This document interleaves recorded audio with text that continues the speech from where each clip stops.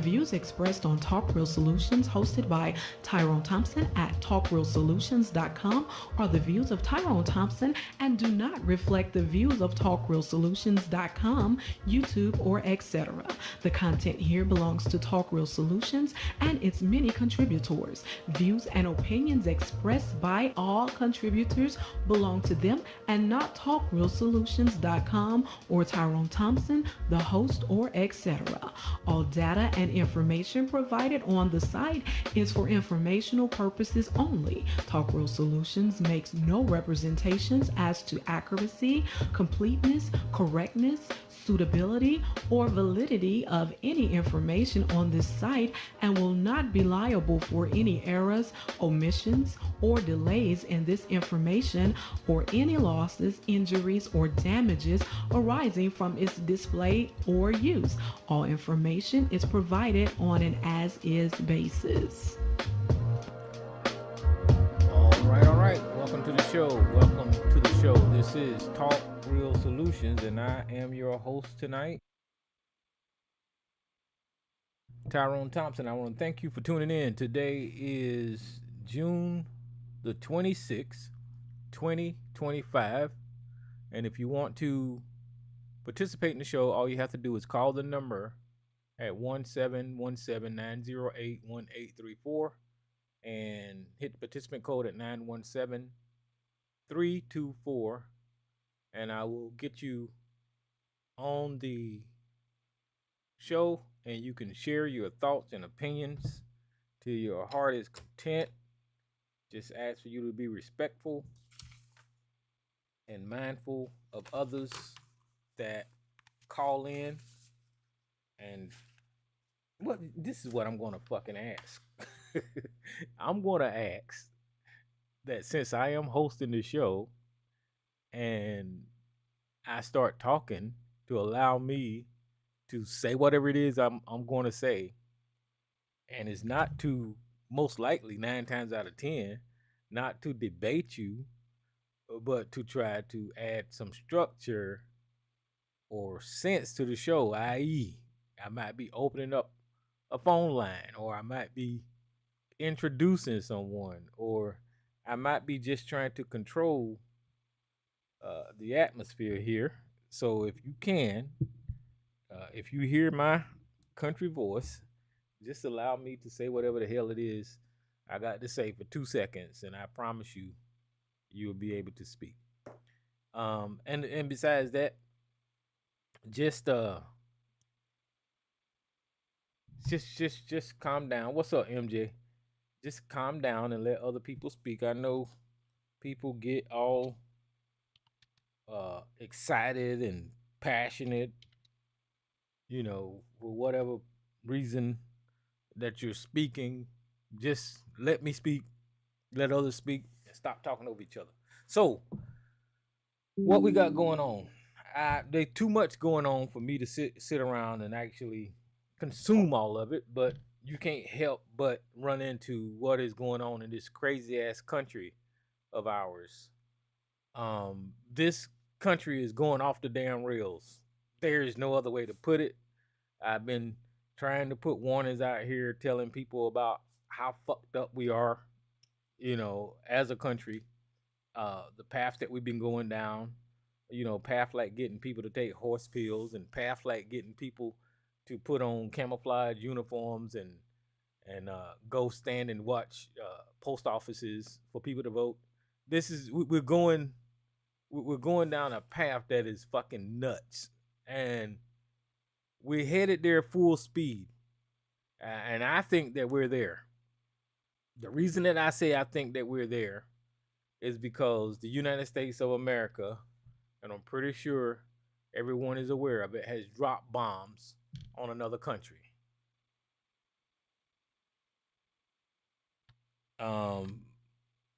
That is reason enough to be concerned about where we're headed.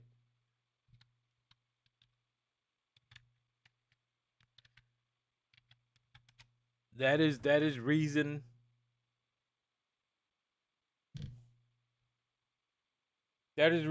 for me to say what I'm saying about the dangerous path that the United States is on, and just blatantly stating that this country has almost overnight has changed from what it used to be. It's not America no more.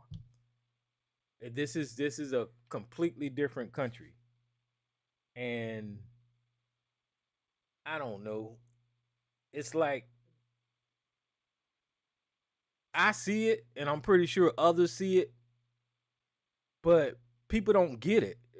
People are not doing enough to counter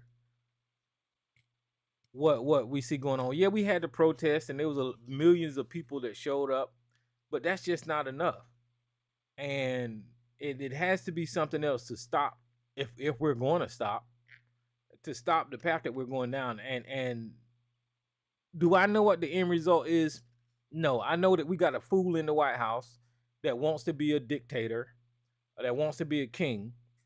I know that we have a political party that will bend the knee to everything that he says. I know that we have fucking coons on this show that can't see that can't see the truth, even if it hits them in the face. But I don't know. People are fucking crazy.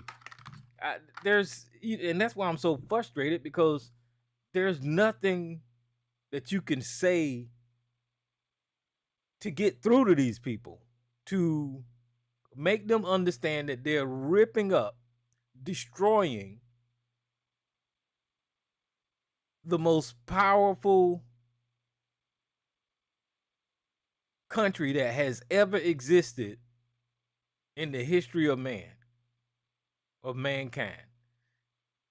You can't convince these people that America, throughout history now, America is a one-off. There is no other country that has done what America has done in history. And what I mean by that is allow the people of this society to elect its leaders, allow the people of this society to vote on the laws. Even though I think it's unfair, but this is a country that allowed the people to vote on its laws, on its legislation, on its whole judicial process. This was, quote unquote, a product of the society coming together at election boxes and creating all of these rules and laws and all this kind of stuff, right? That's the way it's supposed to be. That's the way a democracy is supposed to work. But when you pull back the layers, especially as an African American, you can truly see that that's just not the way it is all the way down the ladder, because a lot of us, marginalized, if you will, people don't have a say so in none of that shit that I just said. But at the same time, this country exists on those principles, right? So in the world, there is no other country that did what America has done, right? And even though it's screwed up in this country at times, even though a lot of people don't get a fair shake in this country, even though justice don't come to a lot of us in this country, we're still ahead as far as democracy, of anybody else in the world. And I've just got to put a caveat in there, is that even though all those terrible things happen to my people and marginalized people, it progress was still being made, right?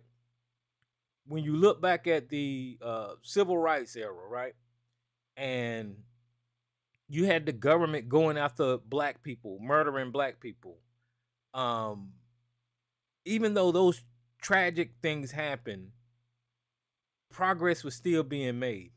Even after somebody, a great man like Martin Luther King was murdered, there was still progress being made, right? Um, and he sacrificed himself so we can see this damn progress, because that's what that was. No matter how you look at the murder of Martin Luther King, the fact that he stood in front of the world and stood up to this government and stood up for our people, he was putting himself out in front of that damn bullet. That was a sacrifice. Now, he didn't know when it was going to happen or how it was going to happen.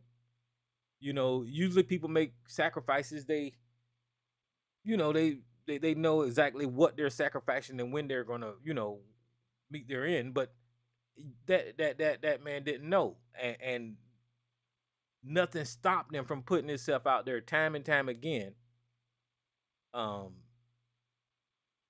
to sacrifice himself for our freedoms, right? So even though we have a history that includes stories like that, and Medgar Evers and Rosa Parks and all of the civil rights era heroes, this country was still progressing. You know, but what we see now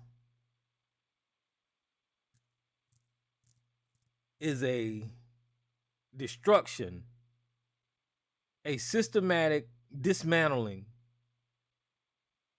of this country.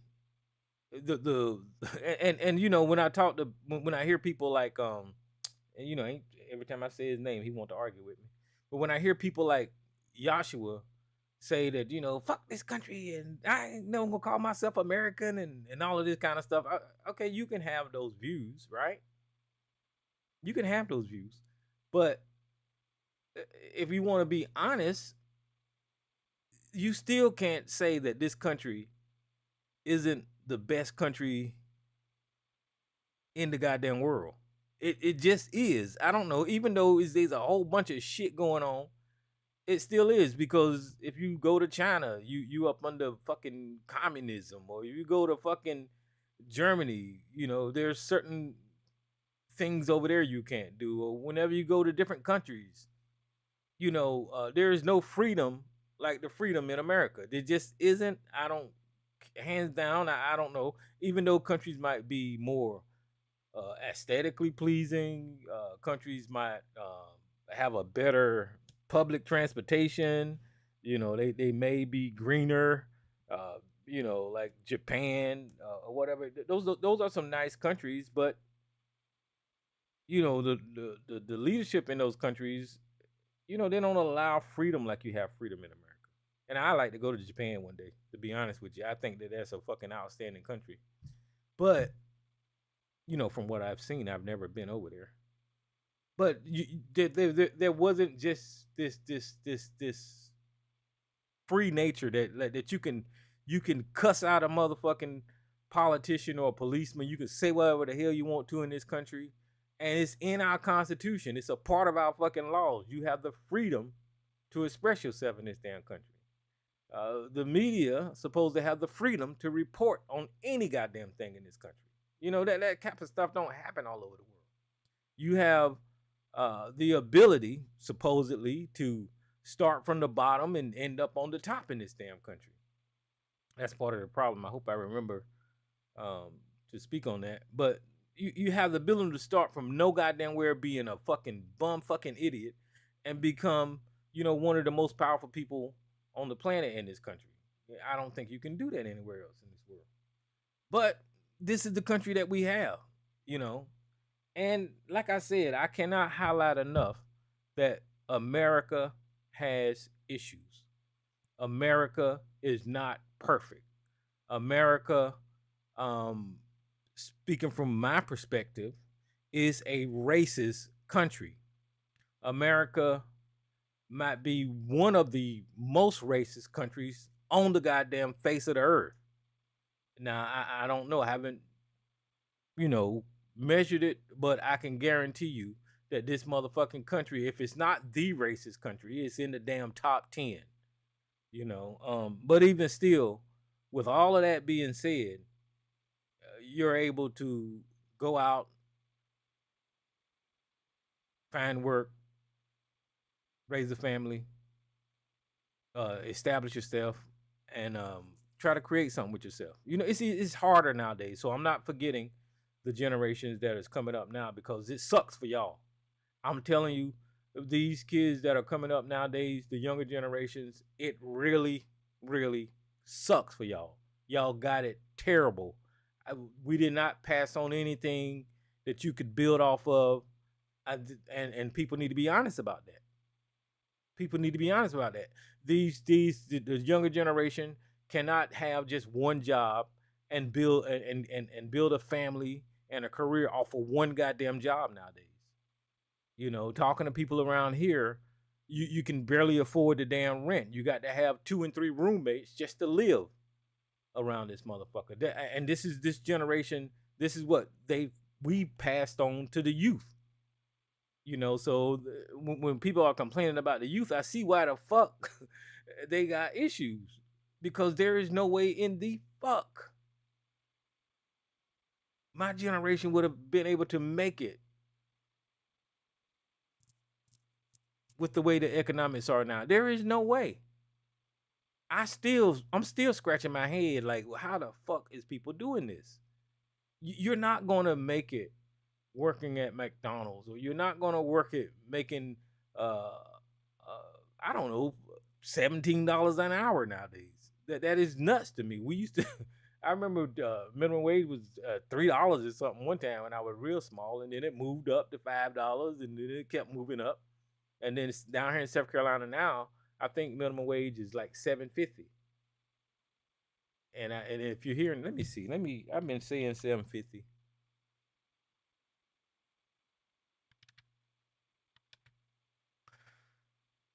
I've been saying $7.50. No, I'm my bad. It's $7.25. Down here in South Carolina, it's $7.25. Now, how the fuck can you live off of $7.25 an hour? I don't know how the hell people are doing it nowadays. But my point is that the youth has got it really bad now. And not only do they have it bad economically, the leadership that we have nowadays are not helping the youth. The politics that we have nowadays are not helping the damn youth. The fact that rich people has it inserted itself into public education and trying to privatize it and make money off of it, that's not helping the youth. And the fact that this society has been brainwashed about these charter schools and all this kind of bullshit, and that they're screwed. They are screwed. They are attacking education, and young people don't have no direction. But even still, you have some out there that is barreling through these obstacles and still becoming stuff. So I look at that as strength, and you do have some that actually get through this shit, right? Or fighting their way through it. And I don't see anything turning around. Whenever COVID hit and everybody raised all their damn prices,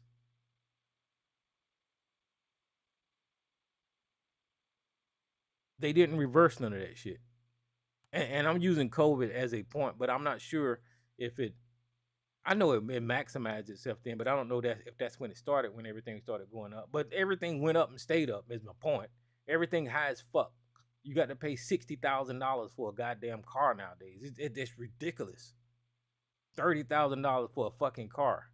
That is crazy. $300,000 and $400,000 and $500,000 for a fucking house. That is nuts. That is nuts. You're talking about $2,000 in fucking rent. What? That is crazy. I don't know how the fuck people living off of what the fuck going on nowadays. I don't get it. It's hard for everybody, including me. As I as I look at how much things are going up. I'm like, what the fuck is going on? But what we have here is a brainwashed society that has been dumbed down. The education is being restricted. They're being fed propaganda. They're being fed conspiracies. And they nationalize like a political theocracy. They brainwashed people on a national level, kind of soaked them into this religion of politics, and they're controlling the thoughts of damn near half of this society, half of this country. And because it's been fed to them a certain way in a religious manner, they look at it as a belief system. They look at it as good and evil, right? That's what the Bible teaches you, good and evil.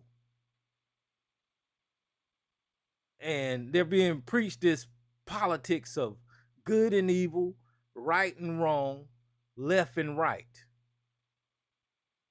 And whenever you propagandize a whole nation in such a way that there has been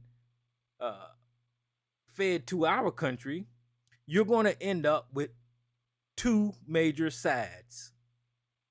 You're going to end up with somebody on the left and then somebody on the right. That's what you're going to have. You're going to have a divide. And that's what we have in this country. And the reason that I'm speaking about this divide is because so many people has been programmed to believe in the powers that be that they don't even see when they're getting fucked over. They don't even see that when these corporations who is buying our fucking politics is raising their fucking rent, raising their goddamn gas prices, raising the price of goods and services, raising the price of fucking eggs, raising the price of every goddamn thing. The people that are on the side, which is, I'm just going to say that the Republicans, the people that are on the Republican side is so damn brainwashed and convinced that their prophet, their Jesus, their people that are in is doing right by them while they're fucking them, while they're screwing them. These people literally got a bill that they're trying to pass that is going to take away resources from the same fucking people that voted for them. That's going to gut Medicaid.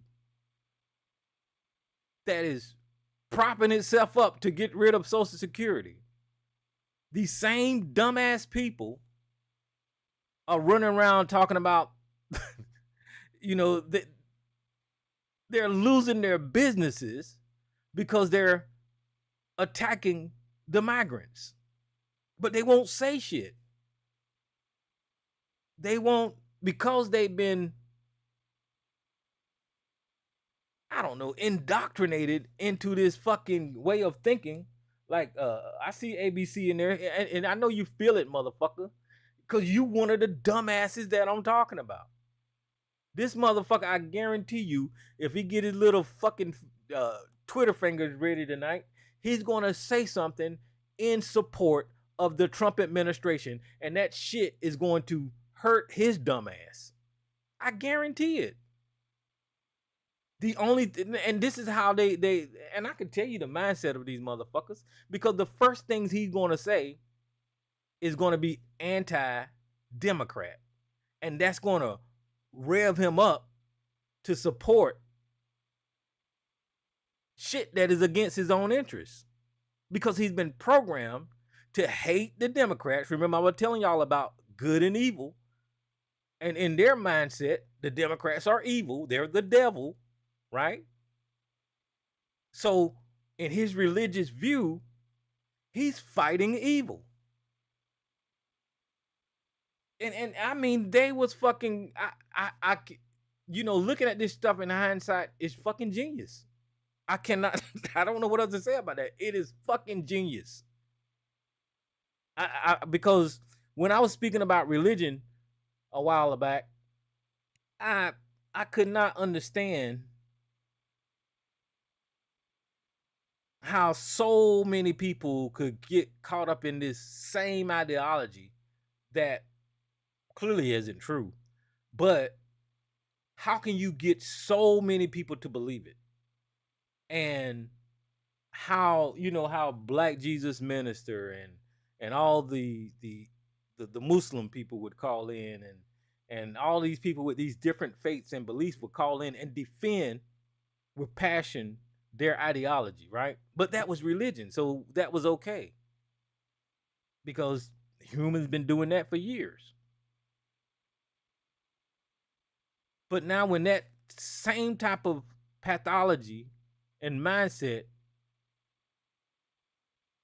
merges into politics, you get the same goddamn results. You get dumb ass idiots that will say shit that is against their own fucking interests just because they believe in something.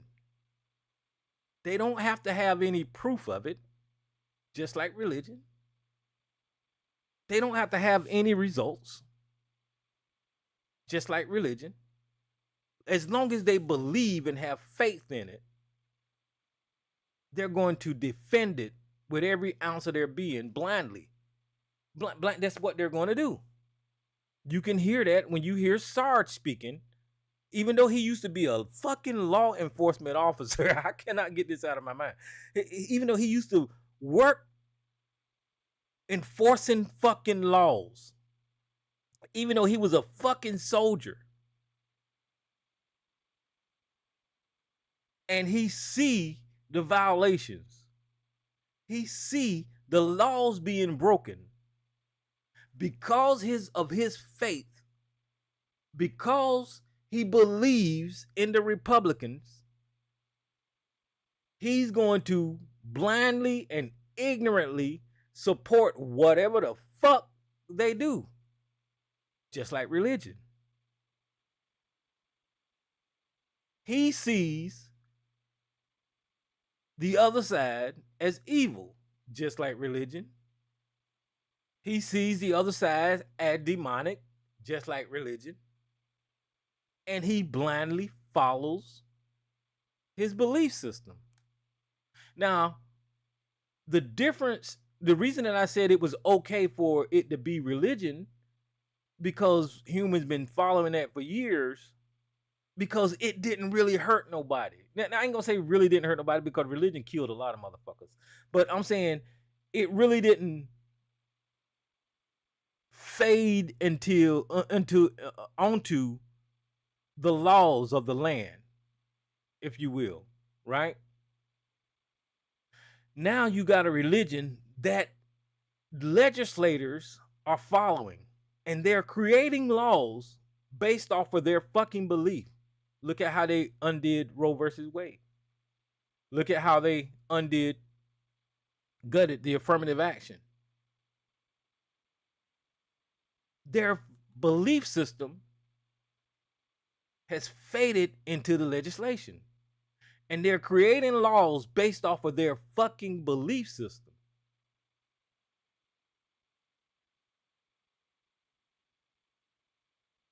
Look at how they're gutting the military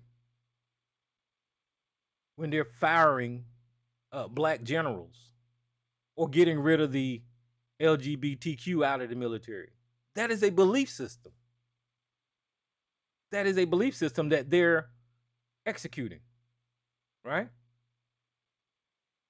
Their belief system tell them that legislatively they have the right to deport brown people out of this country.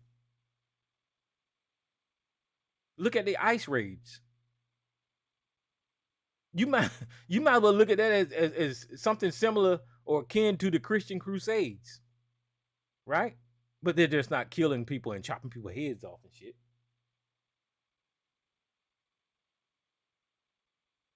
But they are following a belief system whenever the Constitution allows America to have immigration. It's in the goddamn Constitution. You just got to come over here and seek asylum from your place that you're fleeing from for whatever reason, whether it be war, I guess harm to yourself or what. I don't know what it is, but there's a pathway where you can legally come into this country and request, asylum from your goddamn country. But these people, even though they're over here legally and they're doing it, just because they're brown, they have activated the brown shirts of America, which is ICE, immigration control or whatever the fuck they is. And they are literally going to schoolhouses, going to Home Depot. They're going to the fields of America. They're standing on the goddamn street corners and they're showing up with weapons. They're showing up with masks on. And they are arresting, detaining, and brutalizing and assaulting people that are in America legally and going through the process. They're showing up to courthouses.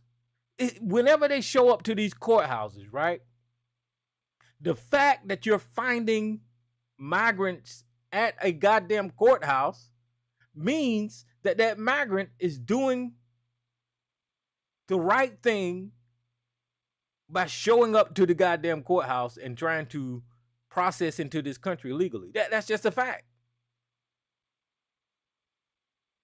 They're not going after criminals or these criminals or gang members or migrant gang. Hell, I want you to get all the goddamn migrant gang members out of here. We don't need that. We don't need no cartel in this damn country. But that's not what the fuck they're doing. That's not what the hell they're doing. They're locking up grandmamas. They're locking up babies. They're locking up anybody with brown skin. And they're putting them on a goddamn plane. And they're sending them to the goddamn gulag.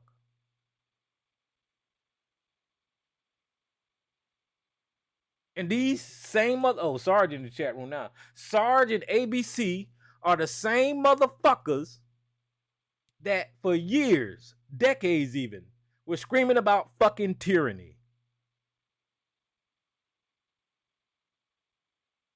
These are the same motherfuckers that said that their freedoms were being attacked.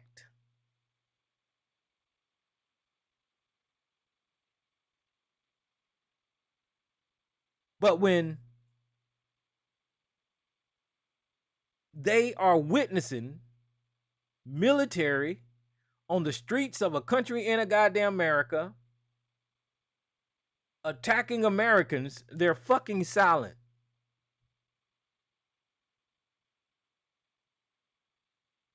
They're silent. When they see that Donald Trump, without any cause, without any reason, sent bombers to Iran to bomb that damn country for no motherfucking reason whatsoever. There was no intelligence saying that Iran was a threat. As a matter of fact, there's this video going around of Tulsi Gabbard about 3 months ago telling, I'm going to find that fucking video and play it for y'all. There's this video of Tulsi Gabbard telling us about 3 months ago that Iran wasn't a threat.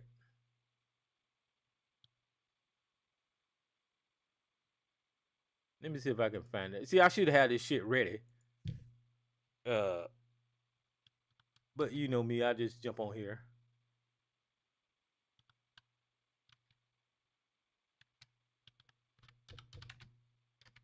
Now, this is a member of Trump administration, and this was about 3 months ago when Tulsi Gabbard. My point that I'm trying to make: there was no reason for the Trump administration to bomb Iran. There was no reason. I cannot stress enough how the bombing of Iran was uncalled for.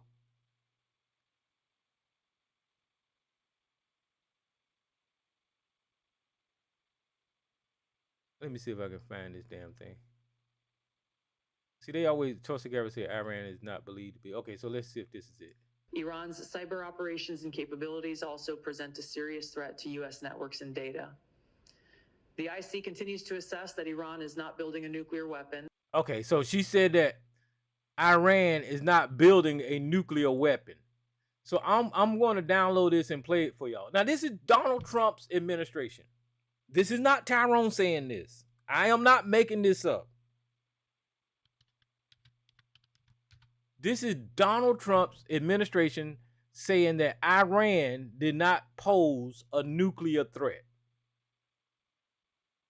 The very reason that Donald Trump and his fucking gang of fucking idiots said that they attacked Iran. They said that Iran was days away from creating a nuclear weapon, which was a fucking lie.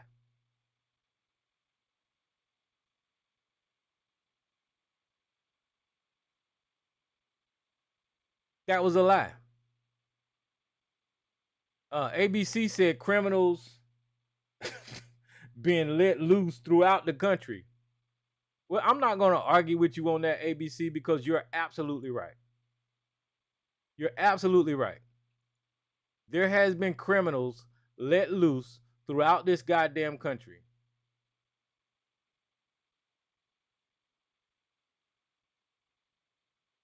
And one of them holds the office of President of the United States of America. That is a criminal that has been let loose in this damn country. Donald Trump is a fucking criminal. Some more criminals that has been let loose in this country is the people who committed January the 6th and was behind bars. Those people, those criminals have been let loose in this country. But let me play this Tulsi Gabbard thing right quick. Iran's cyber operations and capabilities also present a serious threat to U.S. networks and data. The IC continues to assess that Iran is not building a nuclear weapon, and Supreme Leader Khamenei has not authorized the nuclear weapons program that he suspended in 2003. The IC continues to monitor closely if Tehran decides to reauthorize its nuclear weapons program. In the past year, we've seen an erosion of a decades-long taboo in Iran on discussing nuclear weapons in public, likely emboldening nuclear weapons advocates within Iran's decision-making apparatus. Iran's enriched uranium stockpile is at its highest levels and is unprecedented for a state without nuclear weapons. She said that Iran wasn't building no goddamn nuclear weapon. Let's get the nuclear stuff out of the way right quick. Because this is my understanding, and I could be 100% wrong. Y'all can correct me on this right here. But most modern countries in the world has some type of nuclear program. And the nuclear is used for energy in these countries. That's what the United States uses nuclear for, energy. That's what Russia uses nuclear for, energy. Germany uses nuclear energy. All of these countries using nuclear energy to power, to provide power, because nuclear is a efficient way of generating energy. You know, you're taking one fucking atom and you're getting all kind of kilo fucking tons of fucking energy out of it, right? So that's why countries have uranium programs, and you see all these uranium storage sites, because after the uranium is spent, you know, they fucking up the damn planet. After uranium is used, they ain't got nowhere to throw it in the trash can, if you will, right? So they have all these fucking spent uranium nuclear sites and all this kind of bullshit to store the uranium. It's just stupid to me. I think it's stupid. But for this conversation, modern countries use nuclear for energy. Now, North Korea got fucking nuclear energy. They use it for fucking energy. Okay, now I'm not saying, because I don't know no Iranians and I ain't defending no goddamn Iranians. I don't even fucking I think that they, they just dangerous people. But my point that I'm trying to make is that all the modern countries, when they come into a certain time period, they start fucking developing their fucking technologies. So Iran has been trying to do this for fucking years, right? Trying to use nuclear energy for fucking energy. That's what the fuck they've been trying to do. So whenever the rest of the world sees a country like Iran, which is known for supporting terrorists, which is known for going around the world fucking doing crazy shit, whenever they see Iran coming up with a nuclear program, they just automatically assume that they're going to build a bomb. Now, you can call that racist. You can call that whatever the fuck you want to call it. But why not? Why can't we just look at it as, okay, well, this country is coming into a certain time period and trying to use nuclear energy. I don't see what the fuck is wrong with looking at it that way. But I kind of see the other side, too, to where people might be afraid of Iran because of how radical they are and all that kind of stuff, and just automatically assuming that they're going to do something negative with that type of technology. So I get that, right? But at the same time, they're not having the conversation that I just had with you about modern countries using nuclear energy for power. We have not heard that conversation, right? At all. The only thing that we're saying is that Iran got uranium and they're going to build a fucking bomb. Uranium can be used for so many other goddamn things. It really can. But that's not what we're talking about. We're getting fed through propaganda that the only usage for uranium is in Iran is to attack America, is to destroy Israel. That is a fucking lie. I don't know the fucking Ayatollahs or whoever the fuck over there, but you're not being fair when you're describing the use of uranium in Iran the way that you're describing it. That's just not fair. And it's probably, knowing our administration, knowing our government, it's probably a fucking lie. It's probably a lie. And I can stand on my square and say that this government lies to us. This government manipulates the population. This government misleads us. This government gives us misinformation. So I can say that if the only thing that we're hearing out of our government is that Iran was 2 days from making a goddamn nuclear weapon, so they had to fucking bomb them, I can tell you with almost 99% accuracy that is most likely a fucking lie. I can say that they lied.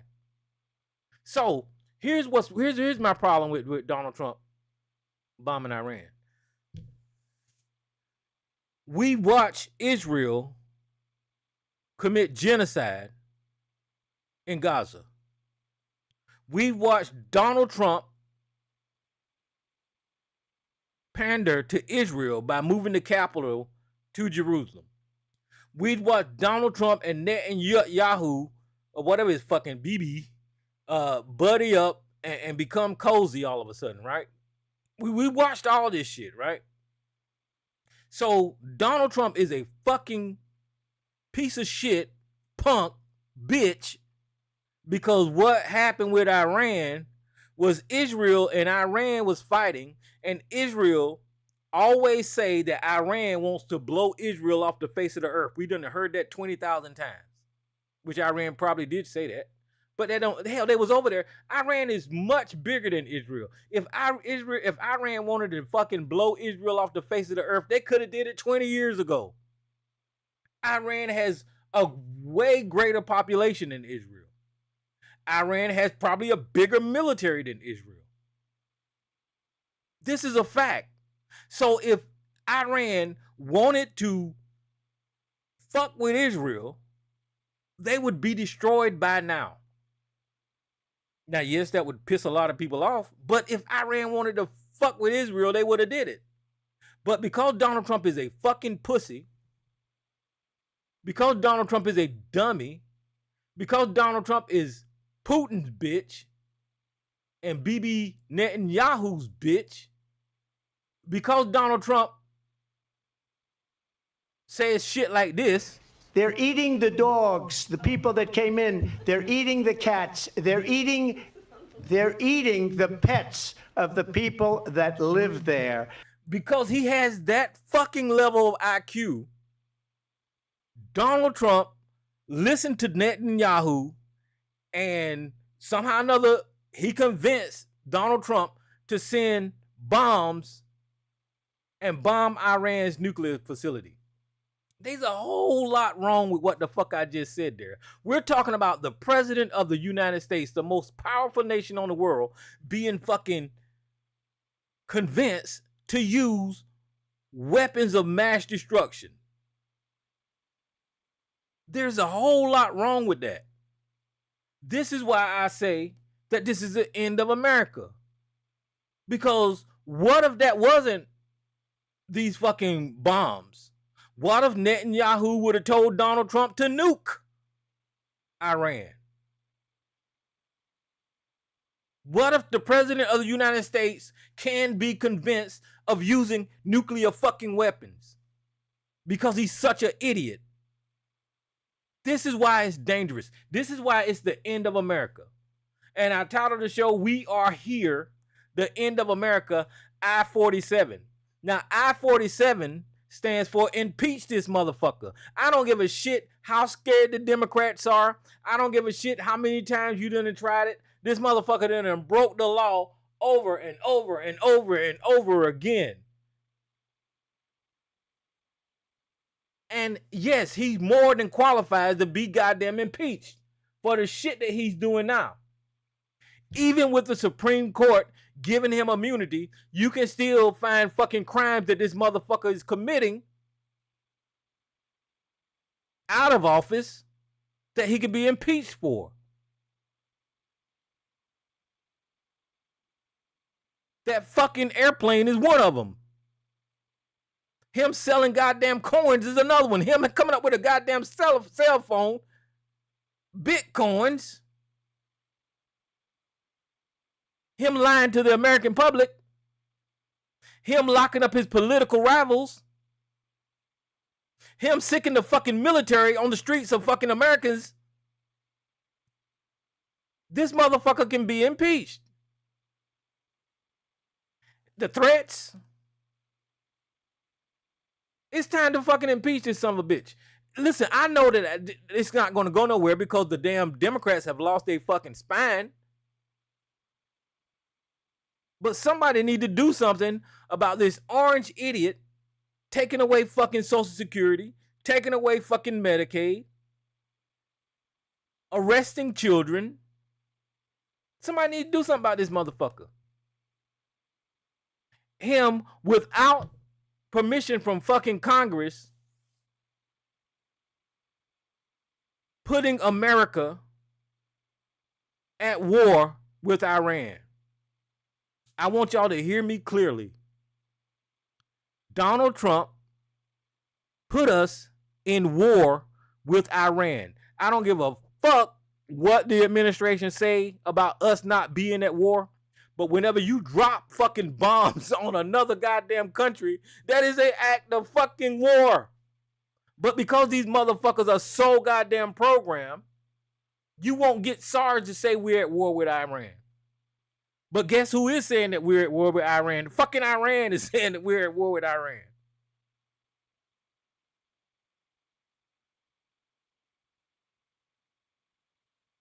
Donald Trump, the same president who campaigned on no new foreign wars, who was saying that he would get us out of, quell the conflict between Russia and Ukraine in a day, in 24 hours. Donald Trump, who criticized the other presidents for starting wars. Barack Obama didn't start no war. He just took over one and didn't end it.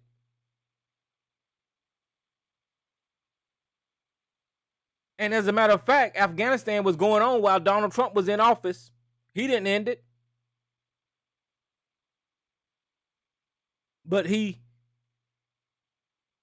fucked up the withdrawal from Afghanistan, and they trying to blame it on Joe Biden, which was a fucking lie. This motherfucker don't know what he's doing.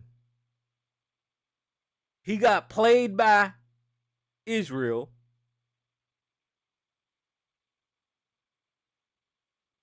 And the danger that I see is that Donald Trump is in charge of nuclear weapons. That's the danger that I see.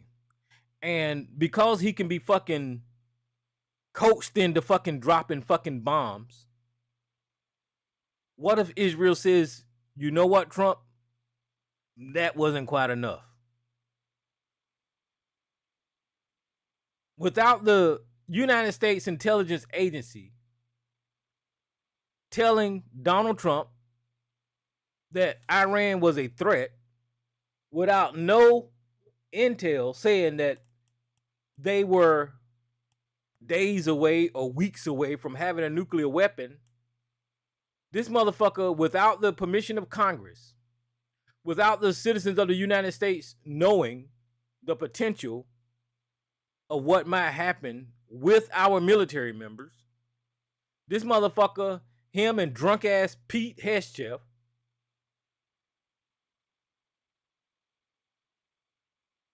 dropped bombs on Iran,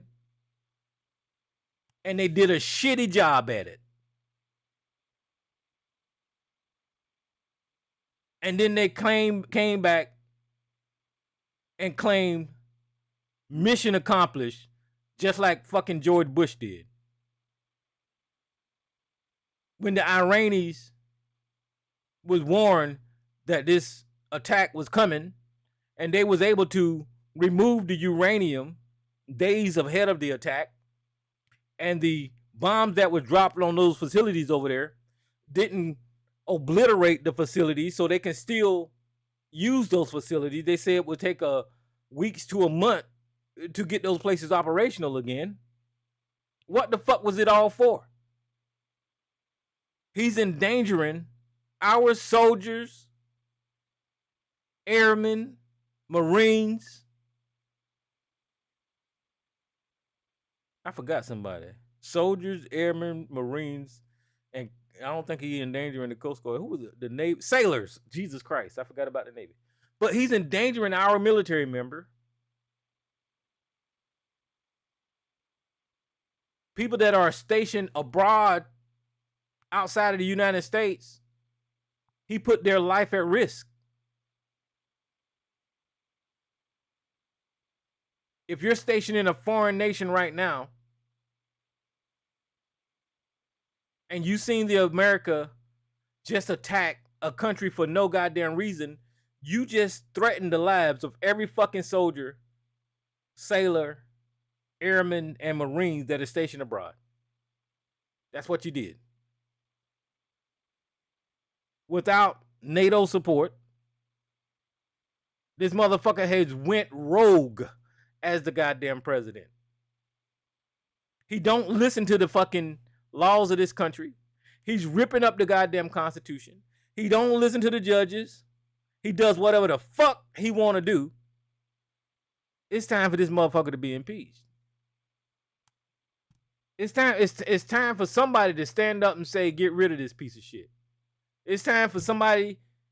I don't give a shit if you yelling it so loud and people, you need to yell it so much that it permeates. You need to make the case of how he's violating that office, how he's breaking the fucking laws, how the laws of this country is not for whatever the fuck he's doing in that office. You need to make the damn Republicans understand that you look like a weak leader whenever you just cow down and obey everything this motherfucker said. Somehow or another, that messaging ain't get across. Somehow or another, we have the strongest cable outlet or propaganda outlet being Fox News, and the majority of the damn news getting spread in this country is coming from that angle. Now, when I say all this, I'm not saying that the left is not speaking about it. I'm not saying that there aren't independent media out there speaking about it. I'm not saying that. But you're not bigger than a broadcast system, like on national TV. You just aren't. You don't have the reach that Rupert Murdoch has in newspapers and magazines, on shows and different. Rupert Murdoch is a fucking media mogul, and whatever the fuck he allows to go through Fox networks, then that's the majority of the goddamn audience that is listening to this bullshit. What I'm saying is the other side need to build up some type of damn messaging system. I don't know what it is they need to do, but the other side need to build up some type of messaging system to let people know how fucked up we are right now. And I know we put a lot on those congressmen and women when I'm speaking like I'm speaking, but they got to do something. They got to do something. I know Hakeem Jeffords and Adam Schiff and whoever the fuck is up there in Washington. I know that they are speaking out against this stuff, and I see Jasmine Crockett. I mean, that lady is a fucking trailblazer, and hats off to that lady. She is not afraid. They all need to be Jasmine Crockett is my point. All of them need to be Jasmine Crockett because she's not afraid, and she will say, what the fuck? Sorry, put slavery Crockett for POTUS. Yeah, I say Jasmine Crockett for president. I will vote for her for president. She need to run. She need to throw her hat in the goddamn ring. Now, of course, I don't know how much support she'll get because, she's a black woman, and we just went through that. So, it is what it is. All right, so I guess I've been talking long enough because I see my lines go up. Let me see if I touched on everything. Listen, Yashua, I'm going to open your line tonight before you go to sleep. Listen, Donald Trump had no intelligence before he ain't got no intelligence, but his intelligence agency didn't say that Iran was a threat as far as nuclear weapon. Tulsi Gabbard said that Iran wasn't near building nuclear weapons. She did warn about the cyber stuff and all that kind of stuff, but didn't say shit about nukes. Donald Trump said those facilities was totally obliterated. That was a fucking lie. They wasn't.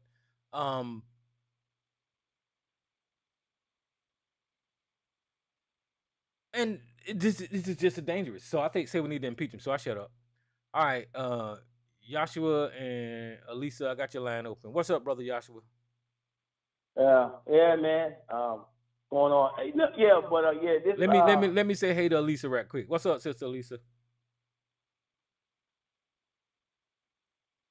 Oh, hey, Tyrone. I'm sorry I was on mute. How's everyone doing? What's happening? All right, brother Joshua. Yeah, what I was going to say, that's what I said some nights ago when I first heard that it happened. I said, now this idiot done put a lot of folks' lives in jeopardy by doing what he did because he had no right to do that. He had no right to do that at all. He had no right to go over there and bomb them. As far as I know. Now, I did hear a rumor that Iran attacked a ship or something like that before that. Now, I can't confirm that. You know what I'm saying? And maybe that's the reason why they did it, but I still can't confirm it because no one has came forward and said, yeah, that was true. Iran did attack a Navy ship, but I can't confirm that. But as we know it, that he did go and order that without Congress, and so to me, he was wrong to do that because they need to understand that when they do things like that, and I think Congress might understand that now you don't put people's lives in jeopardy. People scared to fly now. They don't want to fly, et cetera. They canceled over 300 flights, according to was out there. So this dum-dum done caused a lot of problems. And But again, we got people who think what he's doing is okay. You know, you got people who think it's okay to do what he's doing. You see, so and that's another problem. But yeah, man. So and Joy Reid was on CNN. I think it was on. It was one of them shows she was on, and I know people don't like her, but I think she's the stuff. I like Joy Reid. Yeah, I mean, is she more to the left like me? No, she's not. But I like she plays her part. She is contributing to the issues of black folk. She's trying to contribute as much as she can. You know what I'm saying? So, but yeah, but I like her. You know, I do respect her. And she said the same thing. She said, why are we so lax and talk about bombing a country that really he had no right to bomb? She said that. She said, we have no right to bomb them. We have no right to do that. And y'all talking right here, talking all lax about it, like it's, you know, and that's, she told the panel that, you know, so I get what she's saying, and I don't know how anybody can dislike her, period. You know, yes, we might not agree on everything, but I like she plays her part. I like the fact that Jasmine Crockett, she plays her part. And well, I don't understand that people like ABC don't like her. They don't like Joy Reid either. So I'm like, I said, how can you not respect them? You don't have to like them, but at least you can respect them. ABC don't like anything black. We discovered that a long time ago. ABC don't even like black. He don't even like black pepper. You know, so yeah, so I thought that was kind of interesting. But yeah, man, I'm gonna back up so Miss Lisa can talk. But yeah, man, but this is the same. Like I said, I was planning on taking a trip next pretty soon in the next 4, 5, 6 months. But I don't want to be sitting next to him. I was saying this the other night. I don't want to be sitting next to one of them dudes. Because the first thing I'm gonna look at him and say, "Hey man, we cool, right?" Yeah, they might try to deport you. Yeah, I'm gonna say we cool because I mean, every gonna be doing this plane. I want to know that I had nothing to do with that bombing in your country, okay? In your country, okay? Did you get your real ID yet? You know, do I have to get that? Because I got my ID. Well, I mean, they'll accept that passport, I think, but I don't think that they'll let you. I don't think they'll let you out of the country if you don't have that real ID. Something like that. We read the rules on here one week. Something about. And what state are they enforcing this? What states? The country. Everybody needs it. Okay, because I mean, I got my ID is a year old. My Delaware ID, because remember, I had to does it have a star? Does it have a star on it? I don't think so. I think the real ID I got mine just got a star on it, and then you got this number on it. Yeah, it does have a star on it. Okay, that must be it then. Yeah, it does have a star on it. Yeah, it does have a star on it. Yeah, but I do got a passport as well. So I got my passport, you know. So yeah. Okay. All right, brother Joshua. Sister Lisa, how you doing? Welcome to the show. Oh, I'm doing okay. Tyrone, I was typing something. Let me check. Yeah, if Joshua, if his ID has a star on it, I don't remember which side it's on, then you have the real ID. Mm-hmm. But I was checking something if you don't. Yeah, because it's brand new. I just got it like a year and a half ago. Because I had to change my California ID to my Delaware ID. Matter of fact, that whole thing was weird because when I went up to the counter, he asked me, he said, "Where you been?" I said, "Huh?" I said, "Excuse me, sir." He said, "Where you been?" And he said, "We lost track of you from 1987. We lost track of you. Well, what happened?" Oh, I said, I went to California. I moved to California. He said, "Oh." I said, did you want to see my California ID? He said, no, you can't have to do that. I said, oh, okay. And what I thought that ID number on your ID was your number. And for each state you went, that's the same number. And he said, no, you get a new number. I said, really? I said, okay, I didn't know that. I thought that my California ID number was the same as my Delaware ID number. I thought the number, that's how they track you and recognize you. I guess I was dead wrong. Yeah. But I thought that was weird. Mm-hmm. I thought he was gonna call security on him. Yeah. You should have told him none of your damn business where I've been. I'm a grown ass man. Yeah, because it was funny because it didn't have no record of me being in Delaware for all those years. He said your ID stopped at 1987. Well, you weren't there, was you?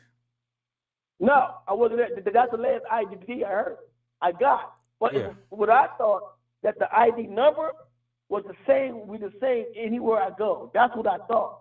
Oh, no, it goes state to state. Right, yeah, it's different, right. It's totally different. Yeah. Yeah. All right. Well, go ahead. Yeah, Joshua, they can track your driving record. Like if you have something, the police, they can pull up your driving record for violations and stuff. But no, it's different numbers from state to state.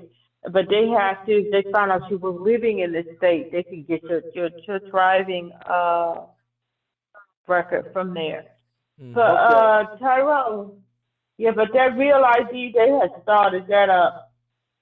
I was gonna say just a tad bit before COVID, maybe a year. They was notifying people through COVID, so they gave everybody a long length. Gave everybody a long time for you to do that. Mm-hmm. But I know, like in the state of Maryland, when it became when they was really pushing it, what they did was when it was time for your renewal throughout the years, when they decided that's what they was going to do nationwide, in the state of Maryland, when it was time for your renewal in that time, you know how you could do your renewal online. Yeah. So go online and they just use the picture that you already have, and then they send it to you. But everybody got a notification. No, you got to come in here to get it. You see what I'm saying? And you have to do this because of this. So everybody was informed when it was time for people who didn't know about it. When you found out when it was time for your renewal, but they were telling people and that you had to get the thing, and they gave everybody. You had some years to get on that. But then when I found out in some states, they would just let the people renew their driver's license online, knowing they had to get their real ID, that new driver's license. And they wasn't, because as someone was saying, I think in Jersey, they weren't, a couple of states, few states, they just renewed their license, and they didn't you're going to have to get this other driver's license. You don't have to get it now. If your driver's license didn't come up for renewal, and after the deadline, you don't have to get it, but you're limited at what you can do. Yeah, they won't let you get on airplanes, Joshua. I think that's one of the things. They won't let you get on airplanes. That's one of the things. You don't have access to government buildings and different things, probably state buildings and things like that. It's a list of things that you're limited to do. And as far as traveling from state to state, you can still travel from state to state, but it's some kind of something that they have within that too. You don't have to get it, but you're very limited at what you can do.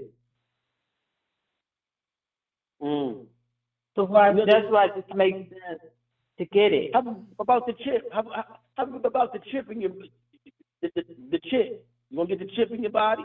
I think they put it inside your arm. What the hell are you talking about? The chip. That foolishness that RFK Jr. And he the one he's talking about. He want everybody to be chipped. That man is totally nuts and insane. What? There are people that do have it. I don't see nothing wrong with being chipped or whatever. But are you saying that they making you get a chip? No. No. They're not forcing to get it. But my ideal at first was no, I ain't getting no children. Everybody put those in my body. But then I got to thinking, at the rate that we have a lot of young people coming up missing. You know what I'm saying? I'm thinking now that might be an ideal, because at least with that chick, they can track you with that chick and see where you at. I mean, see where, if you're lost, or something would say, okay, this person was here, now they in Colorado. Why are they there? I mean, what happened? But I see a lot of people saying that their freedoms are being invaded. I get that argument and all that kind of stuff, but yeah, I don't think I would get it, but I don't see nothing wrong with it. For missing people, in my opinion, that's the only plus. The other part, no, it's too evasive. Yeah. It's just no. But for missing people, that's it. And that's, in my opinion, that's not enough. Just because of that. It's not enough. That's too evasive, too intrusive.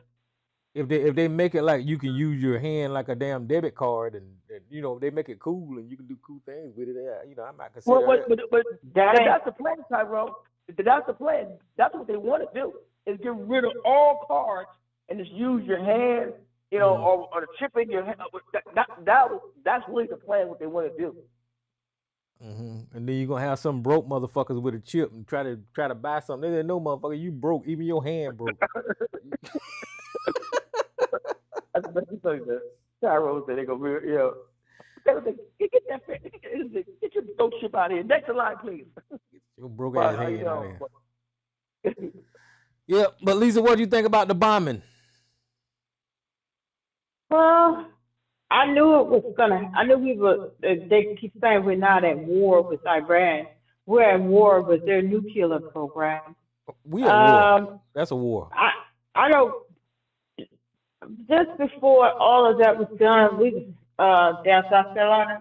I was telling everybody we're going to war. Yeah, you being hyperbolic. You just this is. I was like, no, just watch, because they've been talking it up. When Trump, that whole 2 weeks thing that he said, reports that came out that wasn't true. They've already set the thing up. It depends on what alternative news you watch. So here we are. I'm just gonna say this, that what is the Congressman Al Green? He proposed, to start impeachment hearings, or however that word. And I have to tell you, 120 something Democratic congressmen, maybe I probably have the numbers wrong, but a bunch of them, the majority of them voted to knock it down. That's crazy. So it's a whole lot of reading and things I had to read to why they decided to do that. And they had their reasons why. I think like 70 or whatever it was. I forget how many said that they voted for it. But they had their reasons and things behind it. I just haven't had a chance to get into it. I was shocked when I first heard it, but I didn't get a chance to get into it. Why? Because some of the leading congressmen that's out here charging against Trump, when I saw that Jamie Raskin, congressman from Maryland, he voted against it too. And some of the other ones who really, I said there has to be some type of reason why. But then put them aside. I'm going to talk about, because it's reasons why. It's a reason why they did that. But put them aside for now. You take like the Republicans, the House, Senate, all of them, the Republicans. They don't care what he does. They don't. They really don't. They don't care what he does. And they don't care if the United States comes to a complete end. They don't care. It can't be that much fear. It can't be that much going along with, because if we have a midterm, all of them is going to be gone. All of those that is up for re-election during the midterm, all of them are going to be gone. So a lot of this is just crazy.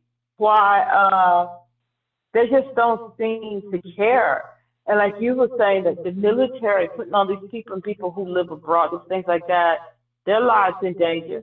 Well, you put every last American lives in danger because we've heard intelligence reports about sleeper cells throughout, and not just the United States, but Western countries and over in Europe and things like that. You put a target on everybody's back. And the thing is, when those people get ready to get down and do stuff, now they're not going to come to areas where black people are. That's majority where black people are. They're not going to pick an area in Maryland, District Heights. They're not going to come to District Heights, Maryland, and set off and get down. You see what I'm saying? Set explosions and blow up a shopping center or anything. Oh, they're not going to do that there. There's a snack. But they're going to go to some place like Union Station in Washington, D.C., or they're going to come to place like where I live, because you have a mixture of people and things like that. They're going to come, they're going to do it there. Or they're going to go someplace, you see what I'm saying, on the subway. So, and with stuff like that, when they do things like that, that doesn't discriminate. That's anybody and everybody. That's us and everybody who's against all this stuff. That's everybody, because they're trying to get as many as they can. It is like a concert or something like that, where you have a mixture of people. They're not going to go to black people's neighborhoods or Latino people's neighborhoods. They're not going to go there to do that. That's not what they're going to do. They're going to do, just like I said, subway or concert or Union Station. Or they're going to go to a park or some type of thing, but there's a festival going on. And it doesn't matter who all is there. When they holler out, Allah Akbar, that's your ass, if you're standing anywhere in the vicinity. And I hate to say it that way, but it's true.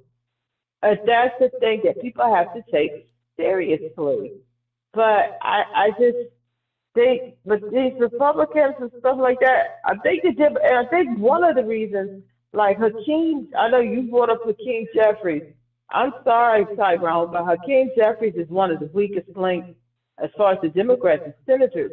He talks a very good game, and he comes across that he's doing this and that. But you have to remember, when it comes to certain things that Trump does, as it involves Israel, he's gonna keep his mouth shut.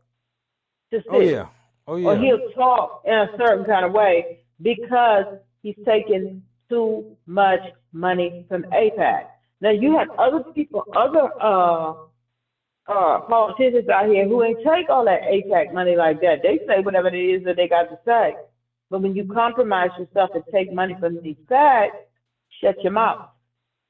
Regardless of how many people, lives, and how much danger the country is in, and not just our country, you've made it dangerous for a lot of European countries who are part of NATO.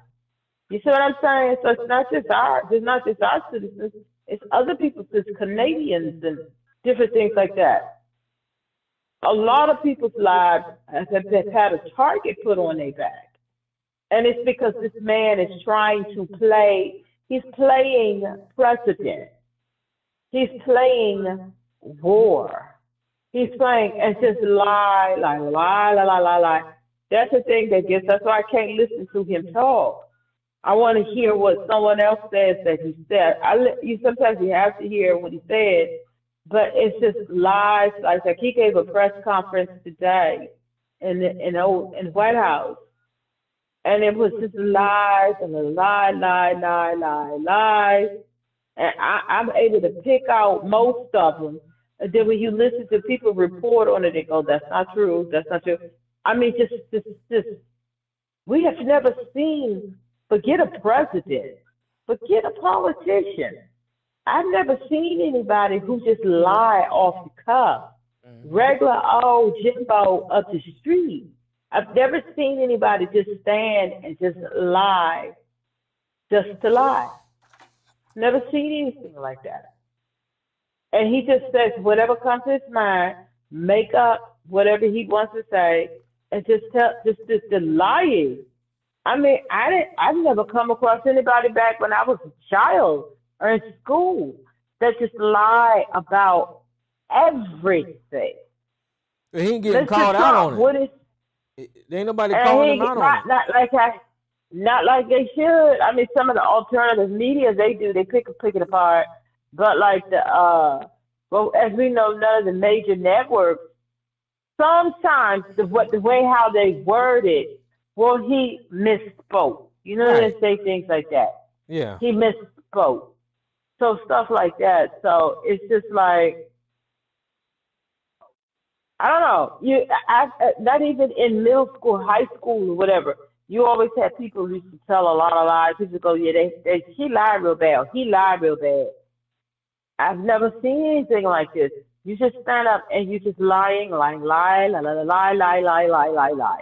We've never seen anything like this. Never. Like he was just lying so bad at the press conference. He said we signed a comprehensive trade agreement. Then they had to come back and say it was China. No, that's not true. Oh, such and such, such and such, such and such. Well, no, that's not true. Oh, and I did this, I did that, this, that. That's not true. And he keeps saying that he stopped the war between India and Pakistan. That dust up that they had. What was that, about a month ago or whenever that was, a month and a half ago? That dust up that they had. He keeps saying that he brokered that and brought them to peace by dangling trade in front of them. And the prime minister of India, it's like, I think that man gets weak in the knees every time Trump says that, because he has his people, like his Secretary of State people like that, to come out and say that's not true. He had nothing to do with that. There was no talk. He was not involved in that at all. And Trump, and he said, and then he even had his people put out, in a sense, this is my wording, but this is what he was saying. I'm going to need him to stop telling that lie. And Trump just keeps saying it. And it's just lie after lie. And Pakistan, which they have a lot of underhanded dealings with Trump and his crypto. So a lot of things they try now. Pakistan started that mess with India, and India ended it. But they worked it out together. And some fool from over in Pakistan had nominated Trump for a Nobel Peace. But when Trump kept saying in the beginning that he brokered that peace deal between them, Pakistan came out and they said, yeah, that's not true. But since they involved with him in that crypto, they haven't said anything since then. And see, India is not involved with them with that. And I think the Prime Minister, Moshi or Mogi, whatever his name is, it's like that man gets weak. Every time, I know he probably wants to vomit every time, because he keeps saying they put his people out there, that it's not true. And he made fun of Trump. Remember the summit where Trump ran out and came back home? Mm-hmm. And the Prime Minister of Pakistan was speaking with, I don't know if it was the British or Canada, I forget, or it might have been Australia. And the camera, they was just saying it out, and the camera caught them when they was walking up shaking hands. And he said, now he's the peacekeeper. And I just think the Prime Minister of Pakistan is just gonna have to show off his knees, just show off his back, because Trump is never gonna stop telling that lie. Once he gets hooked on a lie, Trump, he thinks it's going. Donald Trump knows who he's talking to. Donald Trump ain't talking to the world leaders. He ain't talking to Congress. When Donald Trump says stuff like that, he knows exactly who he's talking to. He's talking to these idiots like Sarge and ABC. He's talking to Fox News. He's talking to white America whenever he tells these lies. So he know who he's talking to. And they believe him. They believe him. Some do, but you know what? I think a lot of them, they know he lied real bad, but I think that they don't care. Well, I guarantee you, if Sarge called in and I asked him if he believed, Trump. Some do. I do believe, some do believe him, but I don't like to give, especially like Mayo, I don't like to give them the credit by saying they just don't know that he's lying. Sorry, Now, Elisa, they dummies. I They no, listen. no, no, no, no. But see, that's giving them an out, Tyrone. It's by not. saying Listen, that Sard literally put on camo gear and had some binoculars at somebody's fucking voting polls. He told us that. ABC literally took horse no, pills. I They dummies. I said, but I said some of them do believe it. They believe every word because I know someone who believes every word. Mm-hmm. Some of them do. But if I had to do a percentage, because you give it, I think it's just say all of MAGA believe that. I don't believe that because you're giving them an out by saying they stupid so they don't know any better. They stupid. Some of them They do stupid, believe. Elisa. Yeah, I understand that, but I don't get what I'm saying though. Well, what kind of percentage? What kind of percentage would you give them? I would say it's something like 60, 40. 40% believe it, 60 don't. I have to And go. this is what I have I to go mean in by the 80s. I have to go in the 80s. I have to no, because see that's giving. But see, if you follow what I'm saying, that's giving them an out from a lot of them just being evil and hateful. Well, I ain't giving them an out from that. But as far as them, but that's by saying that they just stupid. They don't know no better. That is slightly giving them an out. Not some of them do. I agree with you. Some of them do, and it's a lot. Cause talking a couple of millions of people. But when I'm just saying, in a percentage, no. So Tyrone, some of the males is just pure hateful and mean. I believe that part too. I believe that part too. And they don't care that he's lying as long as they get what they want. And here's because I saw some males fussing, and some people were saying, well, the agreement that the Obama administration had with Iran, we all need to go over that. Trump threw it out. Of course, it wasn't the greatest. No deal is the greatest, but it did what it needed to do. And when people was fussing back at them, they were saying that was a horrible deal. It was a horrible deal. And some of them were saying, yeah, and they didn't even comply with the people. They didn't comply with that deal. They didn't comply with the people who came. They didn't comply. And that's a lie. That's a lie. And when someone pointed out and showed the receipts that they were complying with it, they was like, no, that's a lie. That's a lie. See, that's what I'm saying. A lot of them, they do know that Donald Trump is a horrible liar. They do know that most of the things he says is not true. But Tyrone, they have a lot of evil with them. So I'm not going to say, well, the masses of them, they don't know no better. No. Because you take away the evil aspect out of that too much. So that's why I say 60-40. 60% of the MAGAs, they know better. They know he's lying. They do. And it might even be more than that. They don't care. They're just evil. Long as our community can be held back, as long as brown people can be held back and kicked out, so long as we aren't getting fair treatment, we can't, the civil rights, we can't have fair treatment, that we can't, as long as they can have somebody to point a finger at and kick to the curb, they will do it, even at their own detriment. So I can't give the majority of MAGA out like that. A lot of them do. I'm not giving them an out. I'm just calling them stupid. I understand what you're saying. But the majority don't. They I'm not saying they still stupid. Because just because you mad, you evil, and you want people of color to be held back, you still stupid. Even if it comes at your own expense. Yeah, you're stupid. But what I'm saying is that they all stupid. But what I'm saying is, I think a lot more than we give credit for, they know he's lying and they don't care. Because a great example, I'm not saying he's an evil person. I don't know him. Joe Rogan. Yeah, he's stupid. He was always he's stupid. He's stupid. Yeah, he's stupid.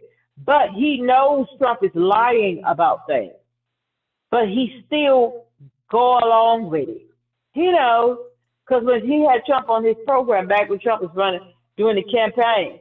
And when Trump had slipped up and said on his show, yeah, when I lost the election, when I lost the election, and then Trump cleaned it up real quick. And Joe Rogan started laughing because Trump said, yeah, when I lost the election, he looked at him like, yeah, we know you knew, but he still go along with it, Tyrone. Yeah, let me share this right quick. I was watching this other YouTube show called Adam Mockler. I don't know if y'all watch him, but he sometimes speaks on the Midas touch and all that kind of stuff. But he put up this chart. I watch it. He put up this chart the other day about Iran's uranium stockpile. I couldn't find the one that he had, but I got one up on the screen showing you that when Barack Obama became president and Iran started enriching their uranium, and when Barack Obama came up with the Joint Comprehensive Plan of Action and agreed with Iran, Iran's enrichment stockpile dropped really low. And it was that entire it was low the entire time. This was what Obama did to make sure Iran wasn't a nuclear threat. You can look at the levels that it dropped. And then whenever Donald Trump came into office, and then he leaves the JCPOA, you can see Iran started enriching their uranium again. So the point that I'm trying to make is Barack Obama fixed the fucking Iranian nuclear fucking problem with his agreement. It wasn't Iran wasn't a threat after Barack Obama agreed with Iran to, I don't know, lift sanctions and give them money or whatever he did. Give them their money back. Yeah. And lift some of the sanctions. Yeah. Yeah. And whenever Donald Trump came into office and he was undoing everything that a black president did, he recklessly got rid of that agreement, and Iran started enriching their uranium again. And then this is the chart here of Iranium's stockpile. So it was Donald Trump. And this is what it was Donald Trump that caused the goddamn problem. Where we are. He caused the problem, and then he said that Iranium was weeks away from building a nuclear weapon, and then he dropped the motherfucking bombs whenever he caused the goddamn problem. I mean, it's crazy. But that's all I wanted to share. But then you have his sycophants out here saying that Iran wasn't complying. Yes, they were. They were. Over the years, they were compliant because the inspectors that went in there to check to see what they were doing, they allowed them to check. And it wasn't just American inspectors. It was a whole grouping of inspectors from different countries that would go in. And it was like, they didn't even comply. That's the lies that's told. And those people know better than that. They're just hateful and they're just evil. And they was calling them monkeys and stuff like that. You ain't going to tell me that those people, because they're just stupid. They're stupid. But they don't really know what's going on. Yes, they do. They want to be hateful and evil. Now, I feel for the people, like my aunt has a friend. My aunt had a friend. Well, my aunt passed, but she had a friend who believed in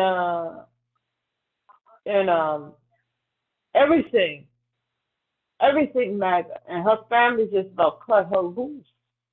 It won't have anything to do with her. Won't even let her see the grandkids because she's completely insane. Now, that's a person that believes everything. She's just absolutely insane. There's people who believe it all. But some of these people who be saying these hateful, racist things, they know better. They just don't care. And that's where we are in this country.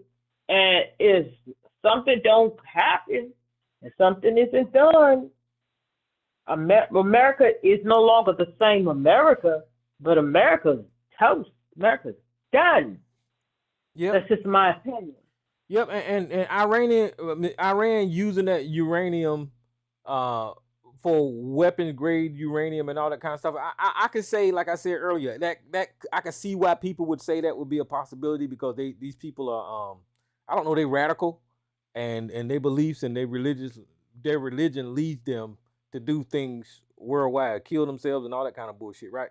But like I said, Yeah, they could get.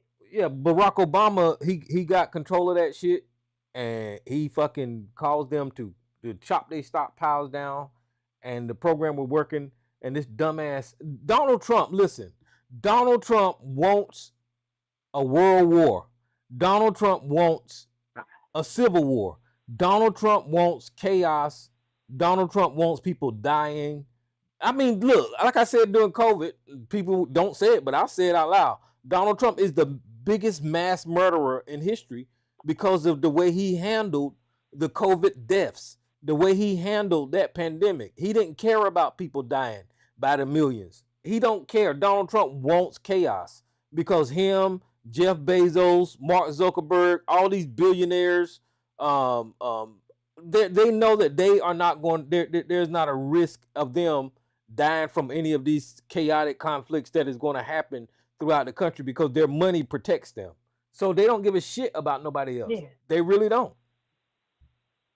Yeah, but if the stupid thing is, this is the crazy thing. If say we break out of the World War III, and people get the sling and stuff, they shouldn't. You will destroy so much of the planet that if the handful that is able to hide down in a little hole and survive it, but everybody else gone, what you gonna do? Stay in that hole? That's the stupid Well, yeah, part. it's the level of destruction that I mean, like if everything is totally obliterated, you're right, they ain't gonna have no power. But if like It's infrastructure, nothing to do but stay in their house. yeah, They can't repopulate the whole earth. but like if So infrastructures what kind get of knocked out and all that kind of stuff, their money would still be good. Because people will. Yeah, but you have to have countries, you have to have an economy, you have to have things for their money to really matter. Yeah. And if too much gets obliterated, and we screw up the planet to the point where you can't live on top side for 50 years and all kind of stuff, what good is your money to you? Well, see, I You don't have think no that economy. I don't think that they're looking at the destruction going that far. It But could. it could. I mean, you're talking about nuclear weapons here. Who's Hey, this? Tyrone. Who's this I mean, unknown caller? Yeah, hey, Lisa, Tyrone. I just want you to know that Sarge has invited everybody to come to his bunker when shit hits the fan. So, it's in the back of his house, and he's space for all of us down here. So, just wanted to let you know. Sorry, lying just like Trump. He ain't got no damn bunker. Out of everybody, I do believe Sarge has a bunker in his He ain't got backyard. no. You Sarge is a you don't think so? liar. Sarge is a liar. He's a liar. Yeah, you don't think so? I'm speculating. The ABC is too cheap to have one, but Sarge probably got it. Come on, Sarge. I know you got a bunker in the back. I know he's getting his ammo up. He I don't have a guarantee bunker. he's buying a bunch of ammo because according to him, they're attacking ICE agents and the Democrats are on the verge of insurrection, according to him. So he's getting his guns cleaned and he's getting his ammo up and everything else, man. You gotta love this, bro. You really gotta love this, the craziness that's going on in the world. Listen, as we talking down this vein, look, guys, I ain't no prepper, but I'm just trying to tell y'all that it's time to damn prep. So y'all need to start getting y'all shit together, stocking up stuff. I'm telling you, you need to go ahead and start doing it. I ain't one of these YouTube preppers, but now's a good time to go ahead and start looking at survival stuff. I don't know what else to say about that one. Hey, Tyrone. You really think that? Huh? Say what? Well, somebody said something. You think that, Tyrone, that it's time to start really survival prepping? Yeah, you. I'm not there yet. Get you some water. Get you some canned goods. Go ahead and start a little bit at a time now, because I don't know where this place is going. Yeah. Hey, you know what? Well, I wanted to say as far as the nuclear weapons, etc. That was brought up too. One of the folks from Young Turks was on CNN. That shocked me. I said, "What the hell is she doing?" You would think that they would never want somebody from Young Turks on CNN. But the young lady was on there. I think she might be Armenian or something like that. Well, she was on Yeah, Anna Kasparian. Oh, she one of them. The reason they got her on there because she ain't no leftist no more. She might as well be right wing, so that's why they got her on there. Oh wow! So, but she made a statement, and I also thought the same thing. I said, I thought this. I said, she said, why is it okay if for Iran not to have a nuclear weapon, but Israel can have a nuclear weapon, and America can have a nuclear weapon? Okay, and the thing is too, Israel. Now, this is my perspective. They're more dangerous with nuclear weapons than Iran would ever be. Period. They're more, because if you ask Germany, if Israel got a nuclear weapon and they thought that they could attack Germany with that nuclear weapon, most Germans would say that they probably would. No, but listen, let's have some common sense. We were talking about Iran here. Listen, I say Iran can enrich uranium for energy, but to let them have enough uranium to build a nuclear, you got to be cautious because Iran has a history of sponsoring terrorism, going throughout the world, fucking blowing up shit, man. They just do. Now, we didn't create that history for Iran. Iran created that shit by their damn self. They don't give a shit. But Tyrone, there's no history of Iran attacking America, period. No, there is. I think Iran. Listen, there was Iran terrorists in America. Hold on, I'm gonna Google it. Yeah, Iran is no more dangerous. I'm you get your perspective, Tyrone. Iran is no more dangerous than Israel with a nuclear weapon. Israel, to me, will be more dangerous. Okay, so Iran, to me, has been the most non-fundamentalist when it comes to sponsoring terrorism. You see my point? I don't know about that. Now Syria. Nah, that ain't true. Now Syria. That ain't that.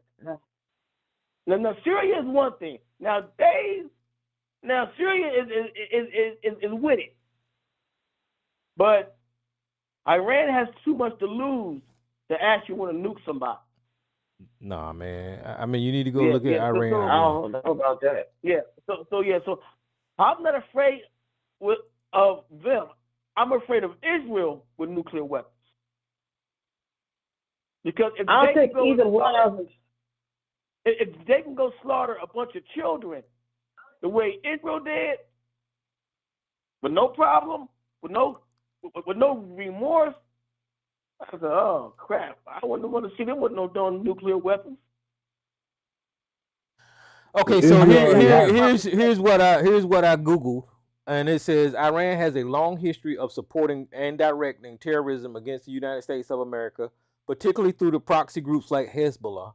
This support intensified in 1979 in the Iranian Revolution, which incidents like the U.S. Embassy hostage crisis and numerous attacks on U.S. targets in Lebanon. Iran's actions have led to the designation of Iran as a state sponsor of terrorism by the United States of America. In 1979, the U.S. Embassy hostage crisis. In 1983, Hezbollah attacked Lebanon. In 1996, Hobart Towers bombing and other attacks. Iran has also linked to attacks on the U.S. interests in Kuwait, Argentina, and elsewhere, as well as taking of hostage and other terrorist acts. And they got proxy groups like Hezbollah, Hamas, the Palestinian Islamic Jihad to carry that out. And then those are red flags to me. Tyrone. Okay, well, wait a minute. Hold on. I know you're just gonna don't just discount it, but we need to know the history of why the United States is saying that Iran is a threat, right? So you're just saying that you don't see nothing wrong with them, but they got a history of attacking America. But go ahead. Right. Again, some of that's been written. That was written once, but that was probably written by someone who is American and anti-Iran. Yes. Does Iran, did they have some sponsor of terrorism for as proxy? They probably did. But I've never known them, as far as attacking just Americans constantly, I've never known them just to do that. Now, I just gave you instances. No, hold on. Let me say that. Because I don't believe to me, that's propaganda. What I will say is this. Okay, America, let's write your list down. The crap that you have done. No. America is a fucking terrorist country too. Now, don't get me wrong with that. Now, I ain't gonna sit here and defend that America. So my point is that again, but I go back to what I said before. I don't trust Israel with nuclear weapons either. Ask Germany. If you ask any German official behind closed doors, they say you goddamn right. We worry about that. Well, Germany should worry about the Jews attacking them. Look at what the Germans did to the damn Jews. Right. So I'm saying, but I do believe that Germany has nuclear weapons. They just ain't saying it. I know they got nuclear weapons. You see, but I think Germany got nuclear. At least that's my perspective on it. Yeah, and then that's just my perspective. But that's how I see it, man. But again, we got a round Pillsbury doughboy in office, who in fact did this, and now we got, unfortunately, there are people that's going to have targets.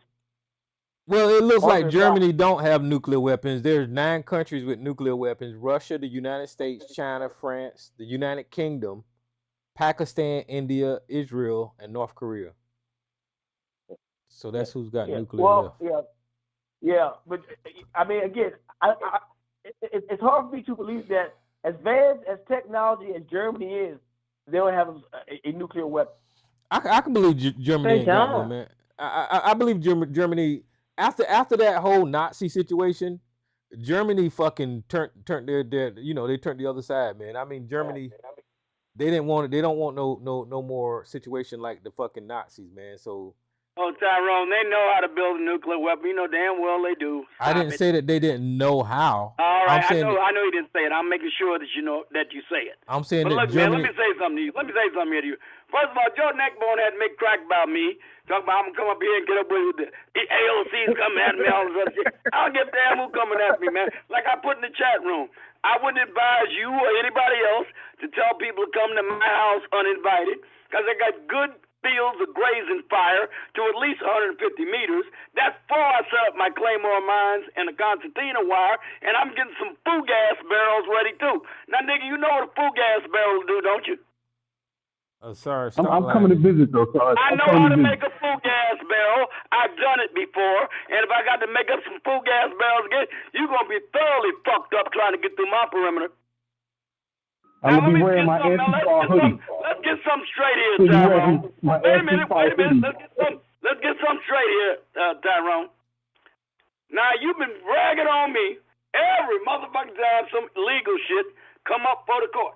You start rapping to me, I don't know what the fuck I'm talking about. You do it every goddamn time. And every goddamn time it gets to Supreme Court, your ass is wrong and I'm right. And not only am I right about the outcome, I'm right about the way they exercise the constitutional rationales for it. And you never say you're sorry, nigga, not once. But, nigga, I'm going to tell you right now, you need to say you're sorry because you ought to be.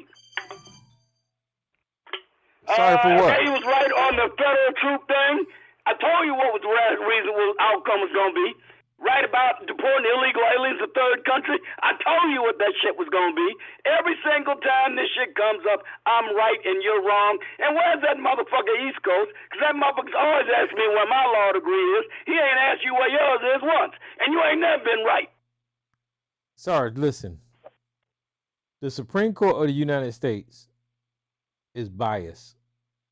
They're heavily conservative. That's your excuse for being wrong every goddamn time, huh? Okay, so you don't want to hear me. See, I make my decisions on the basis of the Constitution. It don't matter to me who the president is. If it was that pussy-ass bastard Joe Biden or that non-natural born citizen Obama, I'd say the same thing. Because I'm looking at the Constitution and what the Constitution says the powers of the chief executive are. I don't give a damn who's in the office. I care about the Constitution. You don't. You hate it. You think Okay. So let me. You don't want to have nothing to do with it. That's the difference between you and me. Let me get your idea about the Supreme Court decision to give President Trump immunity.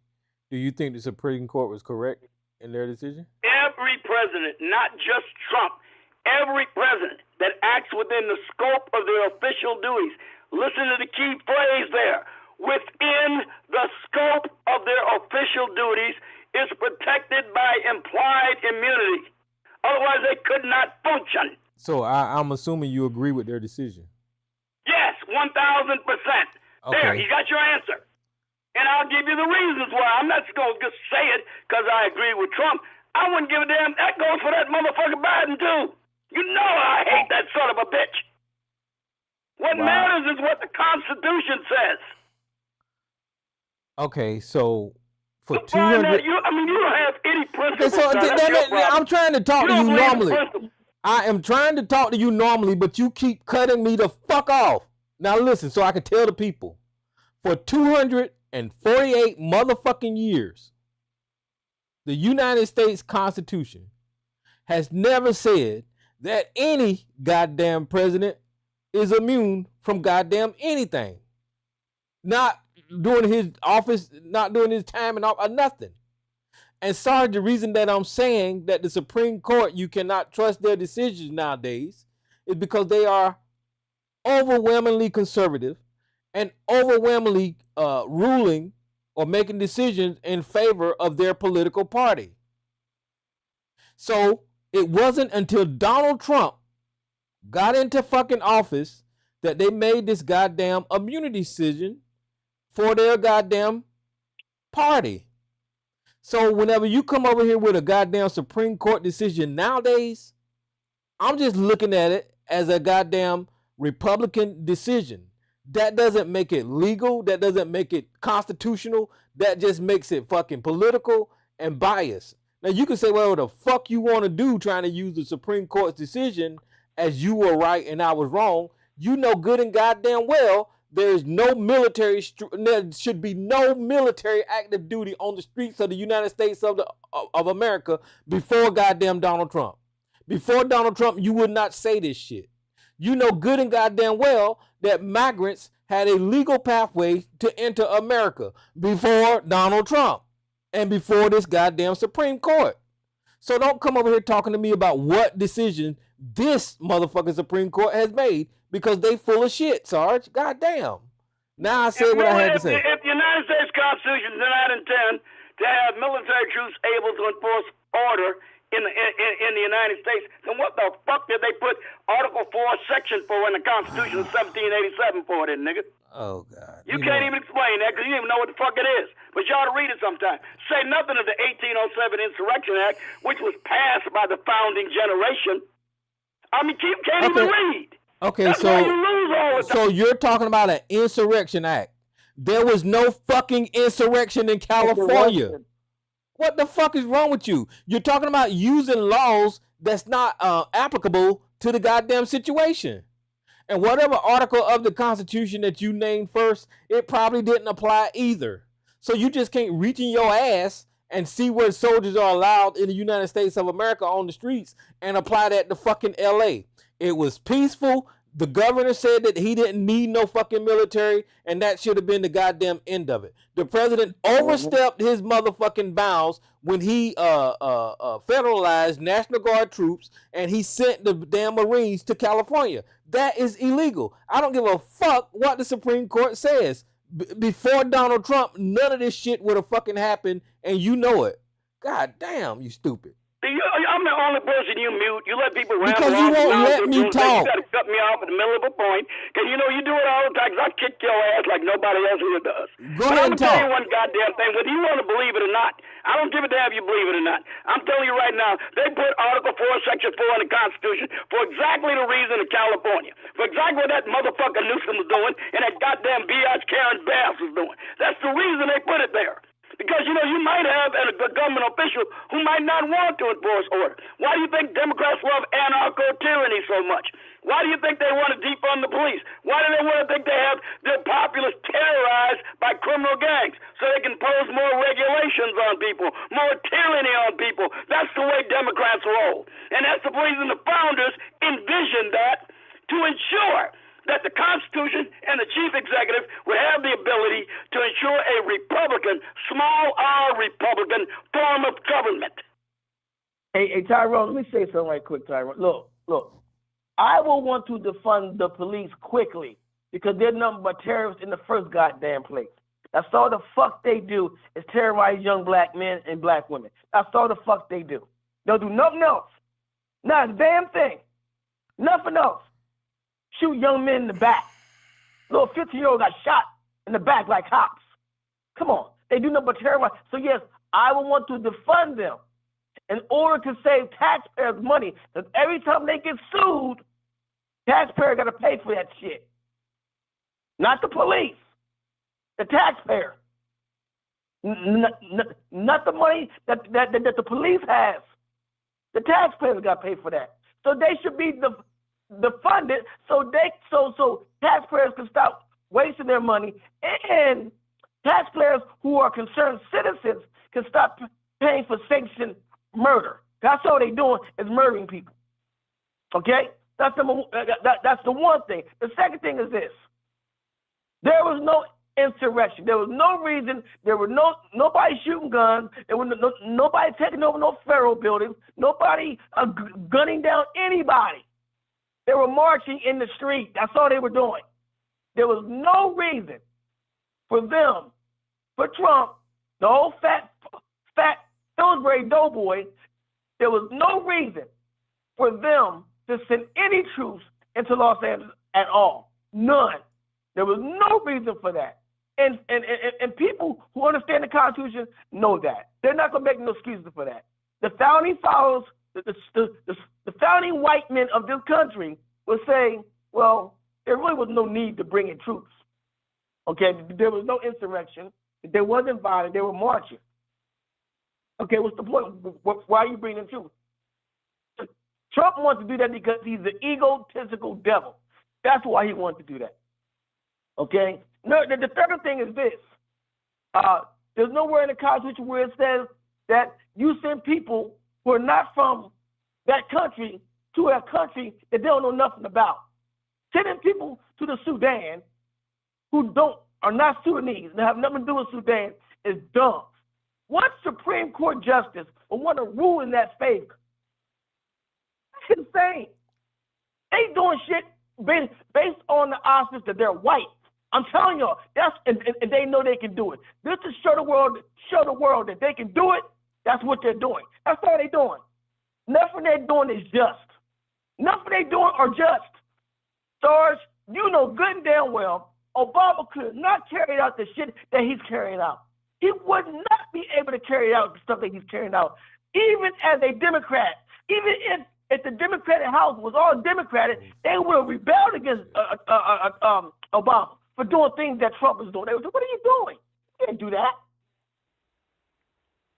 So I know again, that Barack Obama created an unconstitutional immigration program that he had absolutely no authority to create. I know that's what he got away with. Sarge, let me finish, Sarge. He created it with no authority to do it.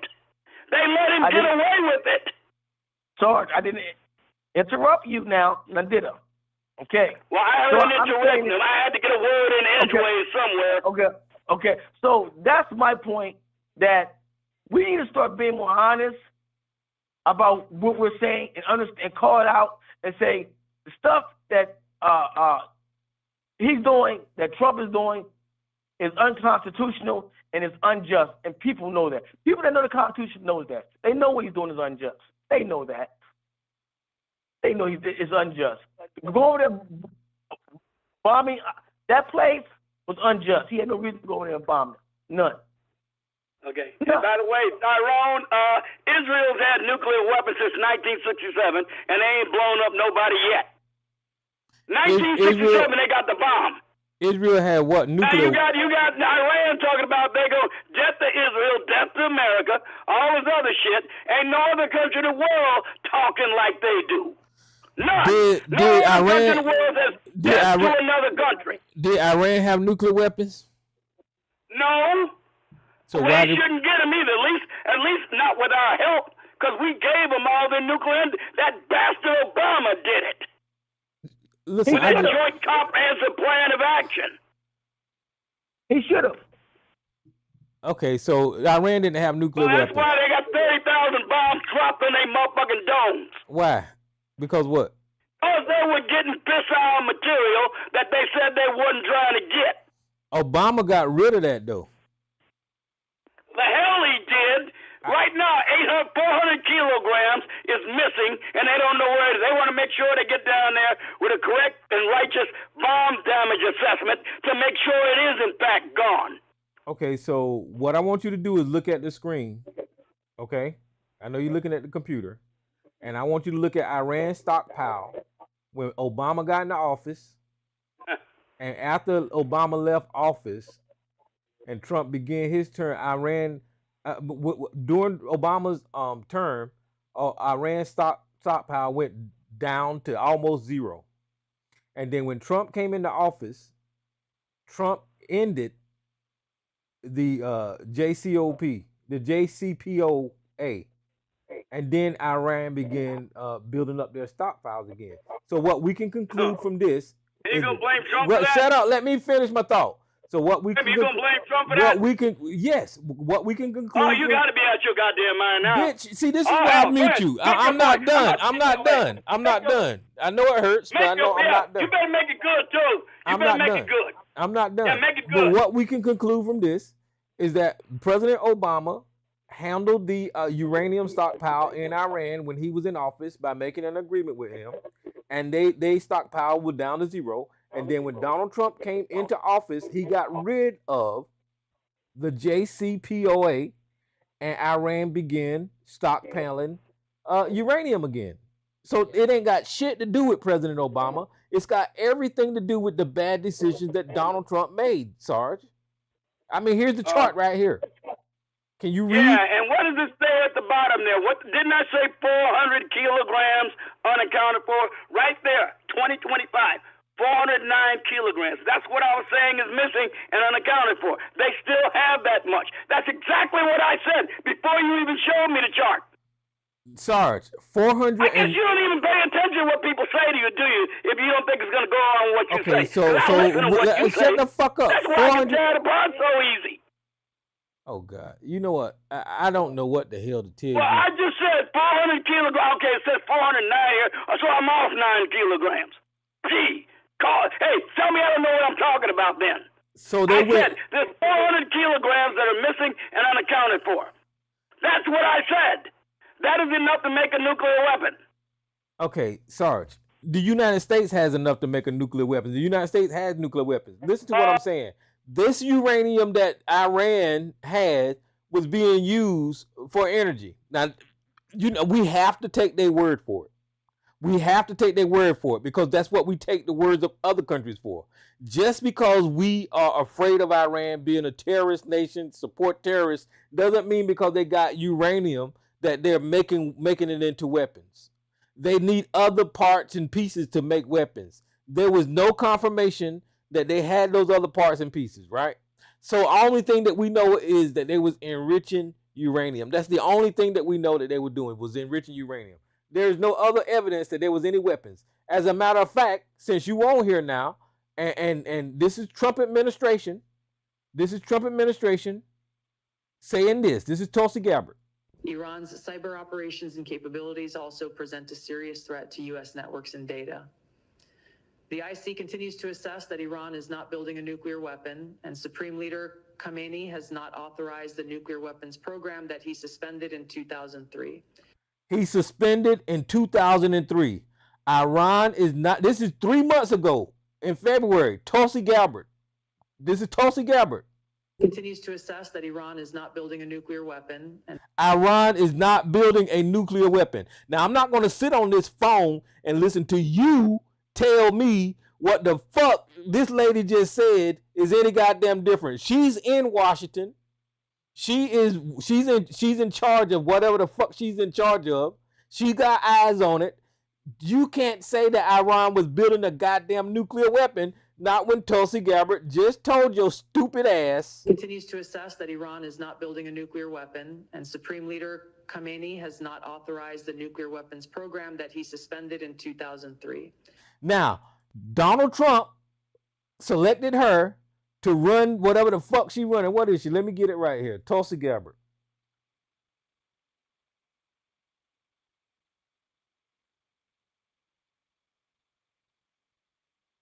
Director of National Intelligence. This is who the fuck we're listening to right now. Not SARS, dumbass. Iran did not have a goddamn nuclear weapon. So whatever the fuck you get ready to say out of your goddamn mouth right now is going to be a lie about Iran and having a goddamn nuclear weapon, Sarge. It just is. You damn sure scared what's going to come out of my mouth. You know I'm about to kick your ass again, nigga. You know it. That's why you do the shit you do. Okay, Tulsi Gabbard said... Let me tell you something, man. Let me tell you something here. First of all, there were conflicting intelligence reports as to the capabilities of Iran's nuclear program. Says you. Tulsi Gabbard is not Says you. Now see? What were you saying? You don't like what I have to say, do you? You just got censor me, don't you? Go ahead. Can I finish? Go ahead. All right, Tulsi Gabbard is one report among many. She's the director of national intelligence. There's the NSA, there's the DIA, there's the CIA, there's other intelligence apparatuses in the federal government and executive branch, and they all give assessments and reports to the president every day. He gets a daily briefing that has all of them. He looks at all of the reports, he makes up his mind. Tulsi Gabbard is one voice amongst many. If you're going to look at the intelligence record of the United States since World War II, they fucked up on Pearl Harbor, where the Japanese were going to hit. They fucked up in the German Ardennes offensive. They missed that one. They fucked up on Chinese entry in the Korean War. They fucked up on that, despite the fact that the Indians told them they were going to come into the war. They fucked up on the Tet offensive. They fucked up on 9/11. They make mistakes, just like any other group of human beings. So look, it's up to the president to look at all reports, and all of them from conflicting people who will say on the same situation a different assessment, and the president makes the final decision, not Tulsi goddammit Gabbard. Okay, so you hold on for one second. I wish you'd understand that, because a decisive president isn't led around the nose like some senile half vegetable called Joe Biden was, with an auto pen. Okay, so you hold on for 1 second. You said that there is conflicting information. I will yield, and I will put forth Tulsi Gabbard's testimony. Now, what your job is right now is to give me that conflicting information besides out of your motherfucking stupid ass cult mind. You show me where somebody else said that Iran had nuclear weapons. I don't want to hear it out of your fucking mouth. I need evidence. We're talking about the director of national intelligence telling in a hearing that Iran don't have nuclear weapons. Now, you come on this damn phone tonight and you said that there was conflicting information. Motherfucker, where's the evidence of your claim?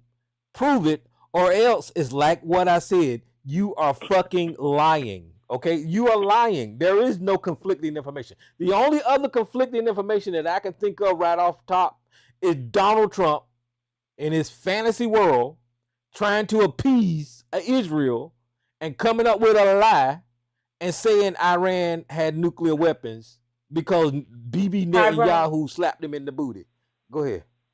Yeah, Tyrone, I have some evidence that according to Netanyahu back in the day... Hold on, Sarge. He's going to challenge me. Hold on, Sarge. Wait a minute, according to Netanyahu... Okay, you will. Just hold on. Okay, you will. According to Benjamin Netanyahu, since the late 90s, they have been months away. And then he comes back, they are a year away. Then he comes back a year, they 3 months away. So Netanyahu has been saying since the late 90s that they closed. They closed since the late 90s. So I just got to help you out a little bit. I hope that ain't Sarge's source. Okay. I hope he been saying that Yahoo been saying it since the 90s. I hope that ain't Sarge's source. What's your source, Okay, Sarge? now neither me nor Tulsi Gabbard said they had nuclear weapons like your ass just got through saying. Ain't nobody claiming they have nuclear weapons. Okay, what I have maintained and continue to maintain is the fissile material necessary to build a bomb. That is a concern. It's not the weapons themselves. Once they get the material, building the bomb will be relatively easy. It is the material needed to make it go boom. That's the problem. And that's what the contention is. Now, look, I hope you don't think I'm happy that we dropped these bombs on Iran, because I'm not. I'm still kind of unhappy about it and a little bit uneasy about it. But I also said this. I said that, God damn it, die is cast. Since it's cast, let's hope it turns out for the best. And thus far, it looks like it is, given what it could have been. So it was a calculated decision, and the way it appears to be working out is pretty good on the United. In fact, most of the world is begrudgingly admiring of what Trump has done, whether you want to acknowledge it or not. Because I've been seeing what they've been saying. Okay, so hold on for a minute, Sarge. See, Sarge, once again, he's tried to move the goalposts again, because Tulsi Gabbard said this. Iran's cyber operations and capabilities also present a serious threat to U.S. networks and data. The IC continues to assess that Iran is not building a nuclear weapon, and Supreme Leader Khamenei has not authorized the nuclear weapons program that he suspended in 2003. She said Iran is not building a nuclear weapon. Sarge came back and said there is conflicting information. Conflicting information to not building a nuclear weapon is that they are building a nuclear weapon. So you can't move the goddamn goalpost now and say that you didn't say that they had a goddamn nuclear weapon when that was your whole goddamn argument, Sarge. You can't say that. Now you're saying that they had bits and pieces to have a goddamn nuclear weapon. That's bullshit. That is not what you're saying. You're saying you, Donald Trump, and Bibi Netanyahu, y'all all said Iran had a goddamn nuclear weapon, or they was days away from it, or whatever the fuck, weeks away from it, or months away from it. That's what the fuck y'all been saying, Sarge. You can't change that now. Donald Trump bombed that place for no goddamn reason, with no intelligence saying that they was anywhere close to building a goddamn nuclear weapon. There was no intelligence, Sarge. No one told. The director of national intelligence said that there wasn't. There was no reason to bomb it. And you're lying when you say the rest of the world is approving that Donald Trump dropped them goddamn bombs on Iran. That is another motherfucking lie.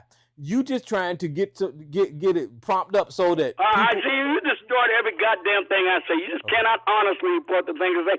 Even if you start doing it right after I said it. Listen to me what I said against nigga Roach. I swear to God, you're the worst ever with this shit.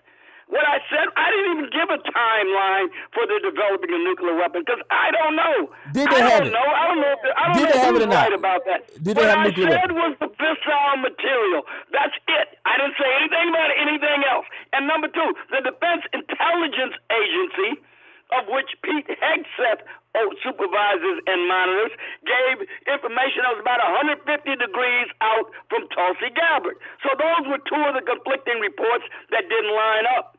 That's common in intelligence assessments. You frequently have heads of departments that do not agree with each other about critical aspects of intelligence. It is not at all uncommon.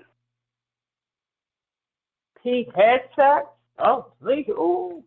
Yes. The Defense Intelligence Agency. All right, so check this out. Not Pete Hegseth directly. Alexa, stop. Okay, look. Here's the headline right here. This is what Sarge is doing. Trump tells Congress, this is June 24th. Trump tells Congress that Iran had a nuclear weapons program. This is what Trump said. This is the reason that Trump is bombing Iran. And it's contradicting the U.S. spy agencies. It's contradicting the director of national intelligence because they didn't. Sarge is repeating this dumb shit that Bibi Netanyahu. Shut the fuck up, nigga. This is Reuters. He can't do that. This is Reuters. The last word. It's contradicting what Tulsi Gabbard said. I don't give a fuck what Bibi Netanyahu and Trump is saying. The spies said that they didn't have it, and Tulsi Gabbard, the director of national intelligence, said they didn't have it. There was no reason for Donald Trump to bomb that damn country and take us into war. Sarge, you said Trump was the president of no goddamn wars. Donald Trump just drug us into a fucking war. What do you have to say about that?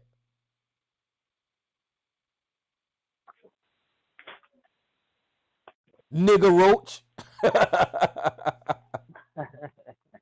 Well, I think you guys are Excuse addressing. me, I had myself on mute. Look, that intelligence report was classified as a report that leaked information. It don't matter about the leak. We got the evidence.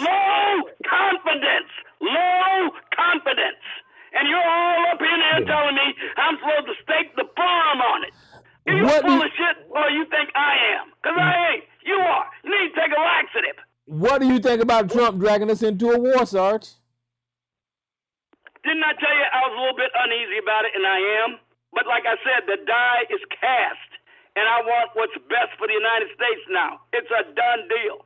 I'm not going to be up here hand-wringing and pearl clutching like you. Are you ready to go to war, Sarge? No, I hope to God we don't have to. But damn it, I'm telling you again. I'm going to tell you again what I believe. It's done. And it's not done. It's not done without any cause. I want what's best for the United States and the world. And it's not good for Iran to have a nuclear weapon, no matter what I feel about an act of war. They don't have a nuclear weapon, nigga. Yes, this was an act of war against Iran. It was. They don't have a nuclear weapon either. I'm not denying it. The reason that he bombed it, he didn't get authorization from Congress. He just went rogue, Sarge, and bombed the fucking country. Don't that concern you?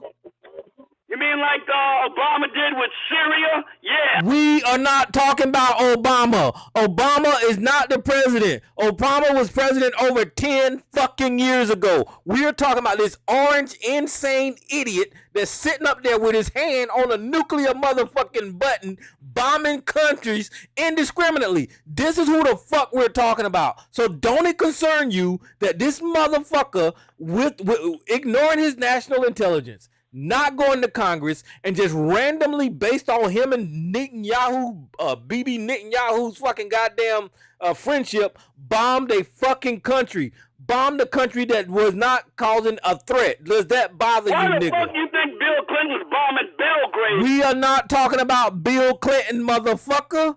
What is wrong with you? Donald Trump is the president. You voted for him. You put on camo and had binoculars at fucking election polls to make sure that this orange idiot got into office, and he did. And this is who we're talking about. We're not talking about Clinton. We're not talking about Biden. We're not talking about Obama. We're not even talking about the first motherfucking Bush. We're talking about goddamn this orange idiot who's president now, who just indiscriminately bombs fucking countries. Don't that concern you?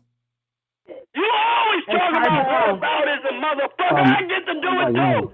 Oh, God. And I tell you what, why are we bombing Kosovo? Why are we bombing Belgrade? Oh, that motherfucker Hillary Clinton said we had a duty to protect. Ain't that a bitch? This is more involved with national security than that shit was. Okay, go ahead, Elisa. No.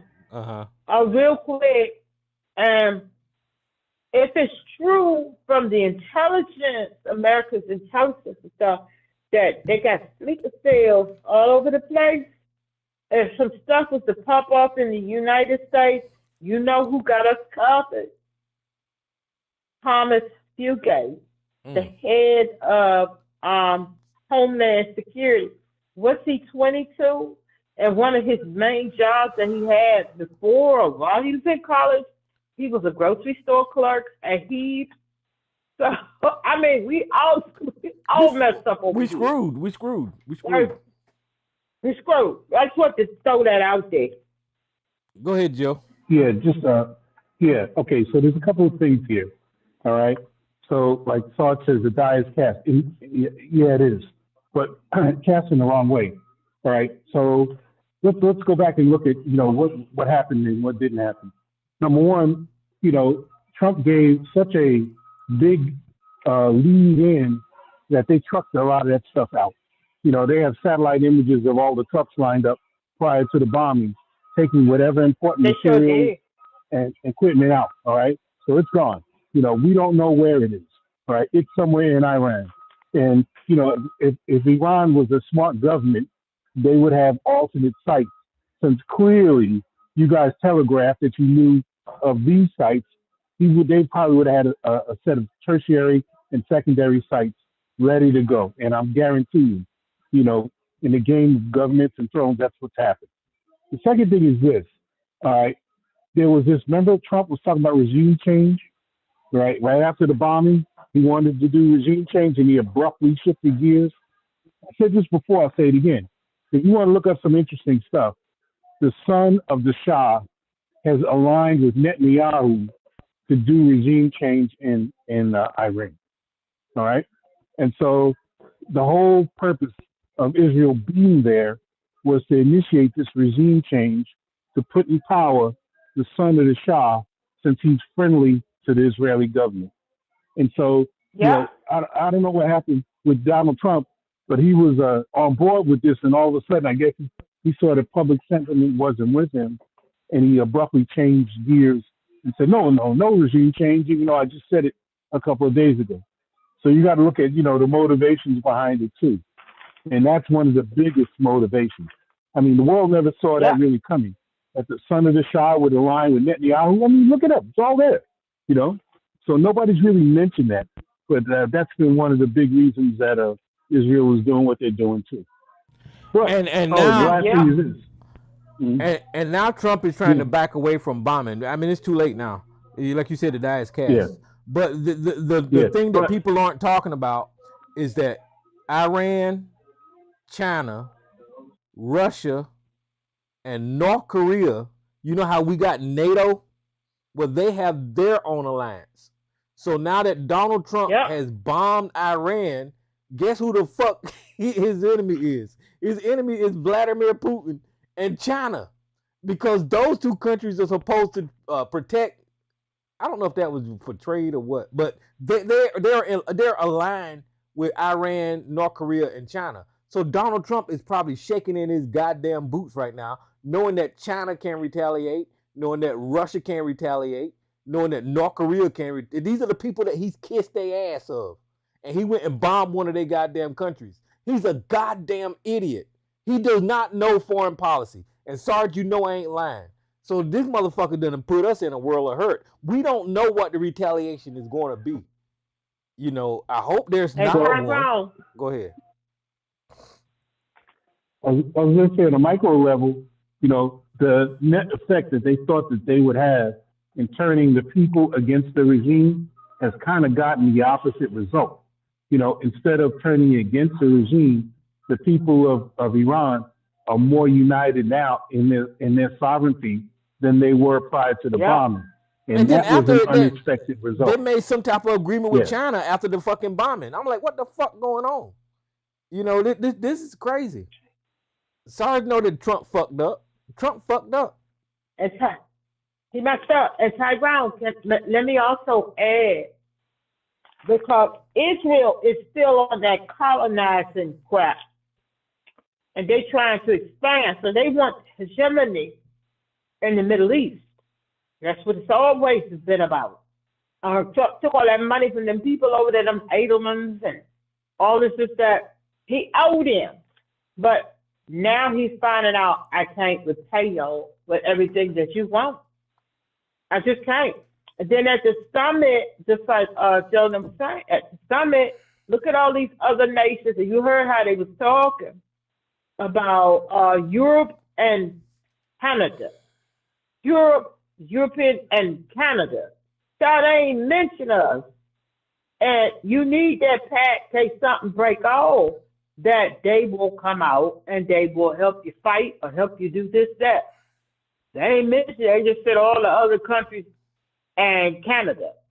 God ain't about to help us with nothing anymore. No, and Canada, and then Canada done started spending more money on its fucking military.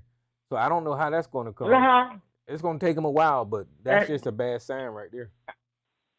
And if something pop off over here, what we got? We got Israel, or what we gonna do?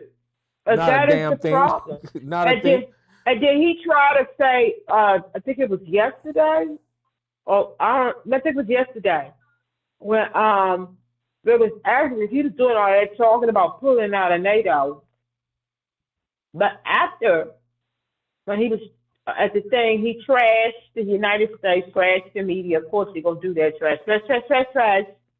Then he turned around, because I don't think Trump really quite understood, had a firm grip on what NATO really is, what it's about. I think he had a firm grip. And he was saying he think it's probably a good thing, because they was hearing all that stuff while they was talking and not mentioning the United States. It was European nations and Canada. And we're not going to this and that with us, this and that, and Canada. Come on, with us no more. That man does not know what's going on. He does not understand. I'm not an expert in foreign policy, but I get it so much more than he does. He doesn't understand foreign policy. He doesn't understand what any of those things was.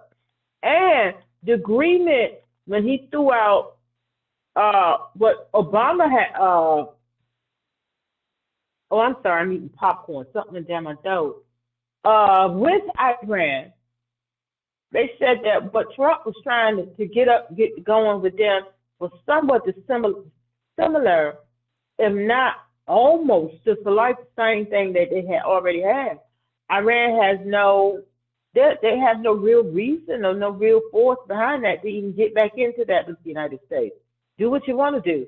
And especially after you have attacked them, they would be crazy not to build their own, because that's why nobody really don't do anything they really don't try to attack or come after North Korea, because they got a nuke. And Iran might really need to have one there, because that's what all the experts are saying. Then they won't come after you. I'm going to put a link to the chat room to the joint press conference by Pete Hegseth and the chairman of the Joint Chiefs of Staff, Dan Kane, in which they detail the intelligence upon which they acted. I'm going to put a link to it in the chat room so you can look at it for yourself and make your own decision. I haven't completed looking at it yet, but it seems to me as if they had a pretty good case from their point of view. I'll put a link to it. You look at it for yourself. Make your own minds up. Okay, so listen. Here's the problem. I saw it. Yeah, here's the problem. I saw that press conference. Here's the problem. Everybody in Donald Trump's staff, especially Pete Hegseth, we knew that he was unqualified. We knew that Pete Hegseth was a DEI hire. We knew that Pete Hegseth don't have a military background, a heavy military background. We know that Pete Hegseth do not know what the fuck he's doing. So for Sarge to take the word of that defense secretary and somehow or another is using it for leverage to prove a point, Pete Hegseth is a goddamn idiot. He's more of an idiot than Donald Trump. Pete Hegseth do not know what the fuck he's doing. I don't give a fuck what he said to the damn Joint Chiefs of Staff. I don't care. He's a fucking drunk. He's a fucking woman abuser. He's unqualified to have the job. He's leaks top secret fucking secrets on government on chat room fucking apps. I don't see how the fuck Sarge is taking this guy at his word either. So fuck Pete Hegseth. So see, you ain't said a goddamn thing about what was said in the press conference. Because I did. Why. I'm telling you what said in the press conference. I don't trust that motherfucker, and he's a goddamn idiot. I don't give a fuck what he said. He's a fucking moron. That's what I got to say about the press conference. Am I clear about Pete Hegseth? I don't give a fuck about Pete Hegseth. He's unqualified to be the damn defense secretary. Do you understand that? So fuck him. Good Lord, that's what I said about him. You blockheaded bastard. No wonder you don't know a goddamn thing and you're always wrong. I saw it, Tyrone. I saw the press conference that they held with both of them standing there. And I don't trust or believe anything that they're saying. Because not just with the league, how's the Israeli intelligence is saying the same thing as the league, and the European intelligence is saying the same thing as Britain and them, their intelligence too. So Donald Trump, Pete Hegseth, and the other guy, they are only ones telling the truth, but everybody else seems to have a different picture of it. Because they're full of shit. And Sarge, this is what happens when everybody? Who is everybody? No, I'm trying to tell you. I'm trying to teach y'all a lesson. This is what happens. I just said everybody. So everybody that matters. I just said. I just muted you, Sarge, so don't get upset. But this is what happens. This is what I was trying to warn y'all about when propaganda takes over a goddamn country. Now, without question, Sarge is pushing forth these people that was put in power that is spreading propaganda. And he's not the only one.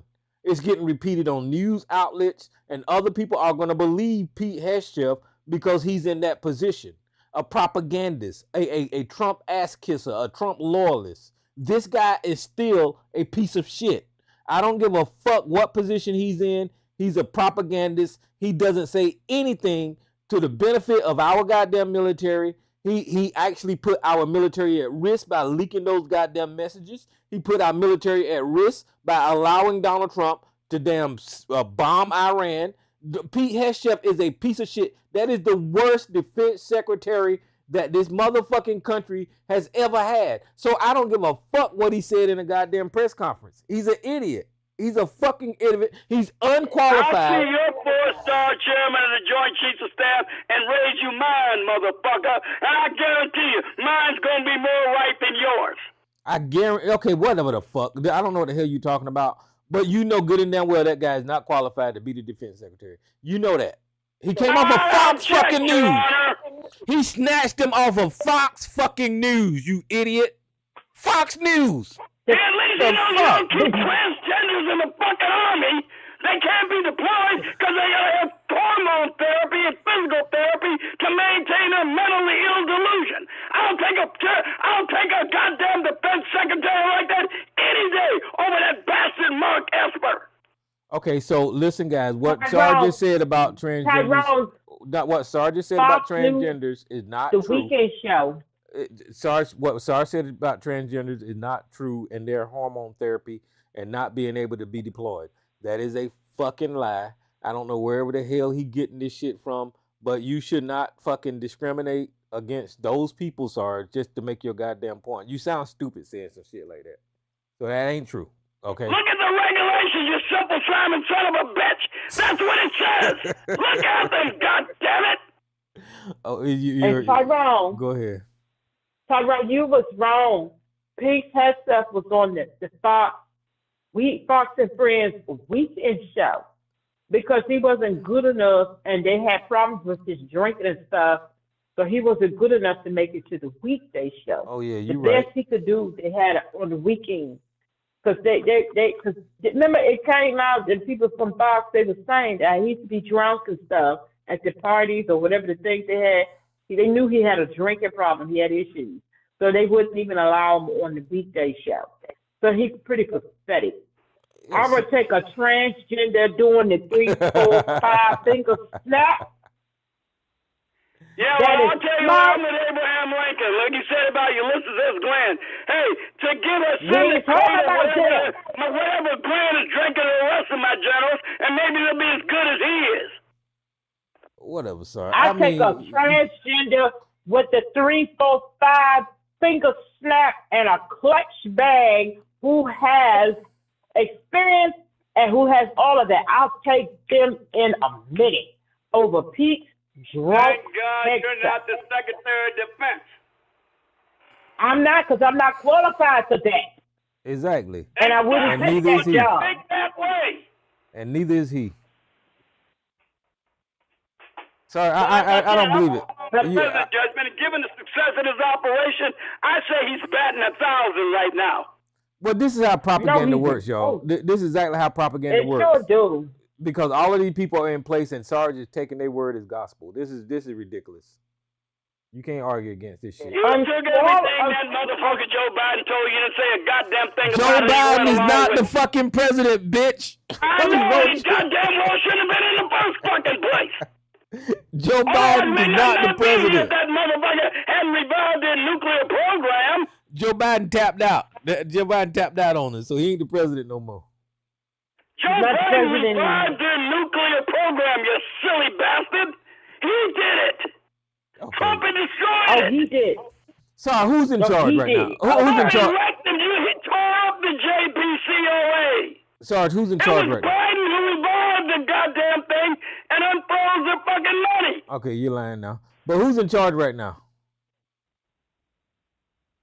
In charge of what? The president's in charge of the executive branch of the federal government. Who else are you speaking of? Who's in charge of the country? The people and the states. The president's what did I just say, nigga?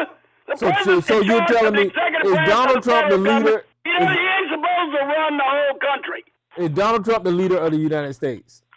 He is the chief executive officer of the federal branch of the government and the chief diplomat of the United States. That's what I say. You can't fucking listen, and you have no constitutional understanding. So you're saying Donald Trump is not in charge? Not. You said Donald Trump is not in charge of the United States. He is in charge of the executive branch of the federal government. That's it. He's not in charge of the United States. Is that what you're saying? No, he's not supposed to be if he is. So Sarge is saying that Donald Trump is not in charge of the United States of America. I just want to be clear, and he said it twice, so I want to make sure that I heard what he said. He's not in charge of the United States of America. Donald Trump is only in charge of the executive branch. Is that what you just said, Sarge? That's not true. You don't understand a thing about the constitutional scheme. I'm asking you, motherfucker, I'm asking you to repeat what the fuck you just said. Don't go on no long fucking rambling rant. Did you not just say that he's not in charge of the United States and he's only in charge of the executive branch? Is that what you just said, nigga? Right. Huh? What the fuck is wrong with you? Is that what you just said? Nigga, let me say it again. Okay. He's in charge of the federal branch of the United States government. Okay. The states are in charge of the states. Will you read the fucking Constitution? Okay, so for clarity, are you saying... Motherfucker, you can't even read. For clarity, are you saying that Donald Trump is not in charge of the states? Motherfucker, I'm going to tell you what I just goddammit said. If you can't comprehend, that's on your stupid ass. One more time. President of the United States is in charge of the executive branch of the federal government. Okay. He is the chief diplomat for the United States. The states are in charge of the states through the people. Okay, that's the constitutional scheme. Maybe one day we'll restore it again, and maybe fools like you will finally understand it. So the states are in charge of the states. Is that what you just said? Motherfucker, I swear to God, you can't understand English. Goddamn, go to English class. Go to fucking English class. Well, I'm trying to get some clarity here. Okay, but listen, here's my ankle. Donald Trump the buck stops with him. He's in charge of all 50 goddamn states in the United States of America. That's my just trying to. Huh? That's what he said. Donald Trump is in charge of all of that. He's the Führer. And I'm going to give you an example of why he thinks he's in charge. Because he just ignored the fucking California. He just ignored California, the state, and actually federalized National Guard to go to that state that he's not supposed to be in charge of, according to you, Sarge. And California ignored the Constitution, Article 2, that says the commander-in-chief shall be the commander-in-chief of the armed forces of the United States, of which the National Guard is a component member. Okay, I'm not gonna read that. You can't fucking read, man. I'm not gonna read that law again. You full of shit right now. He's the Führer. He's the you think the Supreme Court went along with me and not you? They can read that much at least. Okay, but my point is Donald Trump. The buck stops with him. It is with him. It is strange to me. I would certainly hope it stops for those things he is responsible for. Yes. Okay, he's the president. He raised his fucking right hand to swear and protect, to protect and defend the Constitution of the United States of America. You want me to read his fucking oath, you fucking moron? And the Constitution of the United States of America cover all goddamn 50 states, you fucking retarded piece of shit. I'm tired of you trying to parse things for Donald Trump, absolve him from certain situations, and when it works for him, you try to give him credit for it. You sound like a fucking cult-minded fucking zombie. Stop doing that shit. Listen, the buck stops with Donald Trump. Every decision that may get made up under his administration is Donald Trump's fucking fault. When people die because of Donald Trump, it's Donald Trump's fault. You know, if Donald Trump did something good, I would give him credit for it. I think there was one thing that Donald Trump did good in his first administration, and I said it was a good thing. Oh, he shut down the fucking schools. Whenever he shut down the schools for COVID, I said that is fucking awesome. That is fucking great. I gave him fucking credit for it. So if he does something good, I will give him credit for it. But that's the only goddamn thing that he ever did that I agree with. But other than that, sorry, Donald Trump is in charge of all of this shit, and you know it. He's in charge of your stupid. That's why you weren't here right now, because he's in charge of your stupid ass, and he's sitting you over here to yell and scream on this goddamn phone, you fucking idiot. It sounds to me as though you're describing the actions of a king. You're up here saying we got no kings, and that's exactly what you're fucking describing. You're not describing a president with enumerated powers. You're describing a king. We don't have a king in our Constitution. He doesn't have the authority to shut down schools in the states. You're a goddamn motherfucking liar. He didn't do it. The states did it. Donald Trump shut down the schools, man. Go ahead, Elisa. Can I make a statement? Go ahead. And Donald Trump also claimed during a press briefing that his authority was total and complete. He said that. So he's in charge of it all. He's secure. He said that. Maybe we need to impeach him for thinking he is, because if he really believes that, maybe he does need to impeach. He's not a Fuhrer and he's not a king. You're describing a king. Yeah. He has no such authority to shut down schools in any state. None. I don't give a damn what you say. Yeah, hey, Sarge, I'm glad that you mentioned that, about he's not a king. Because you could pick up a No Tyrants, No Kings t-shirt at joeneckbone.com. I just wanted to put that out there. I don't need a t-shirt to know that, Joe Neckbone. I've understood the Constitution since 2002. Maybe you ought to look at it more often, and you won't need a t-shirt either. Yeah. Get the Constitution, and that's all you need. You can support the liberal anti-far cause, and buy no Tyrants, No Kings t-shirt from me, because we give all our money to AOC, George Soros, and all that. Read the Constitution, sir. You don't need a t-shirt. Constitution's better than a t-shirt. Read it. That's why I'm always right about the Constitution. Well, I read it. Yeah, that's why he's always wrong. That's why he's always wrong, because I don't look at it as being for or against the president. I look at the issue as being, what does the Constitution say? Every single time. Even when it came to Biden. Lie.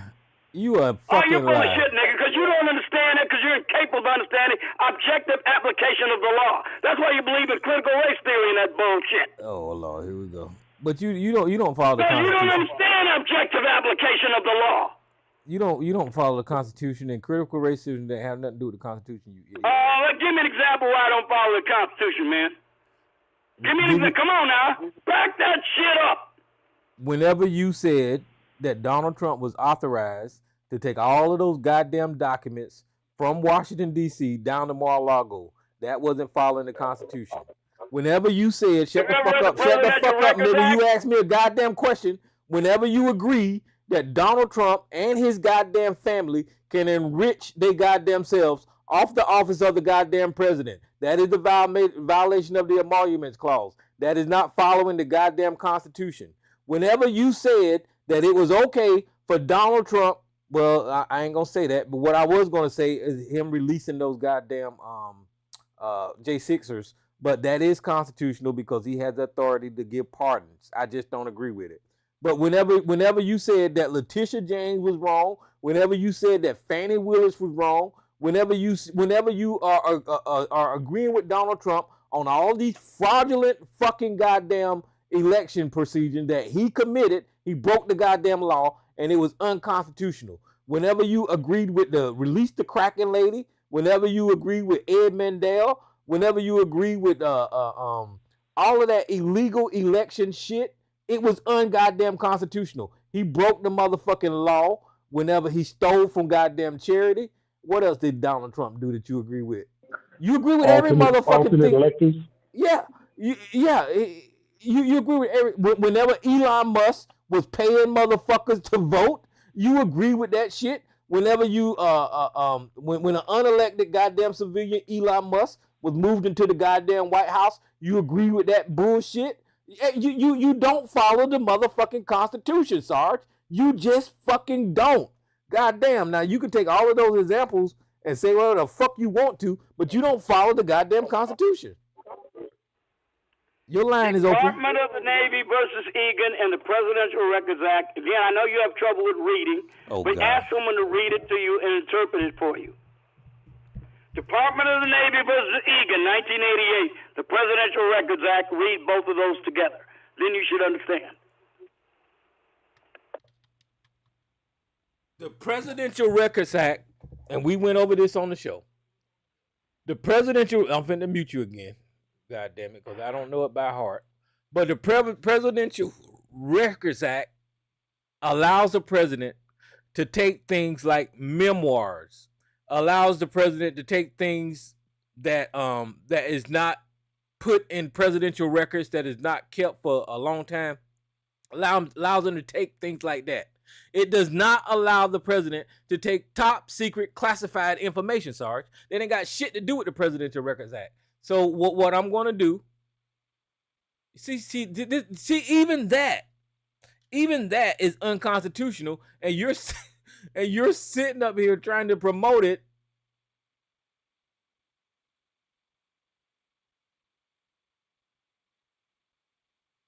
Okay, so here it is.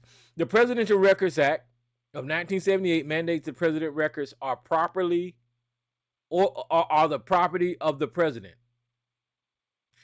of the United States government, not the president. These records created or received by the presidents and their staff are managed by the National Archive Records Administration, NARA. After the administration ends, the PRA, also called the Procedures for Public Access to these records through the Freedom of Information Act, requests typically after a 5-year period. So the Presidential Records Act does not allow the president of the United States to take those goddamn records for his own goddamn personal use, Sarge.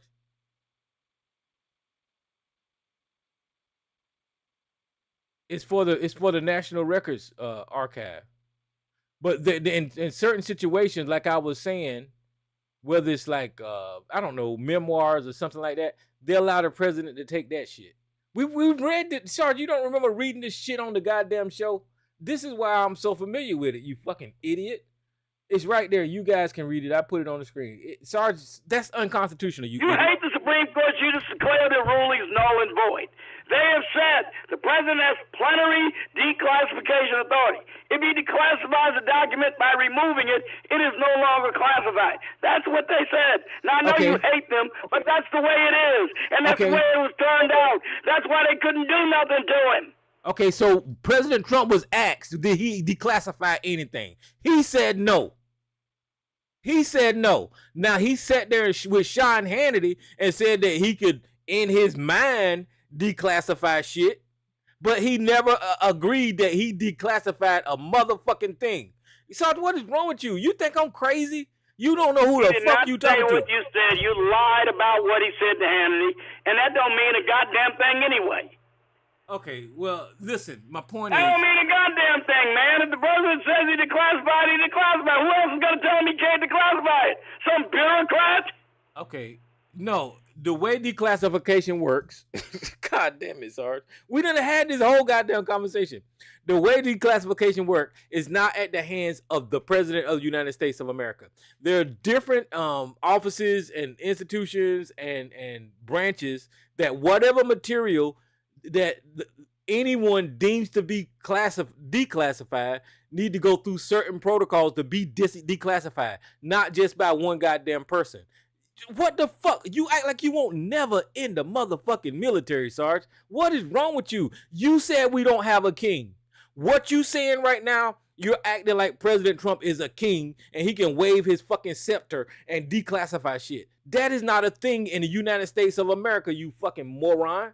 What is wrong with you? You know he got to go through different fucking steps to declassify. You literally just got through saying that some bureaucrat could delay or tell the president he can't declassify something because we got to run it by some fucking bureaucrat somewhere first. You're out of your fucking mind. Yeah, if it's nuclear secrets, if it's top secret information on foreign assets that is stationed secretly some goddamn where, there's a whole slew of goddamn conditions where it doesn't go directly to the goddamn president, and other people have to declassify it before they can say it's authorized to be declassified. He just can't pick up a goddamn document and say it's declassified, you fucking moron. That'll put people's lives at risk. Any document in the possession of the executive branch of the federal government that the president decides to classify or declassify, he can do so at will, instantly, without running it by any bureaucrat that is subordinate to him. You said we don't have a king. Idiot. You said we don't have a king. What's the matter with you? You said we don't have a king. Now you act like we have a king. You saying a subordinate can keep the president from declassifying something? They'd have to put a constitutional amendment to do that. That's the only way it could be done.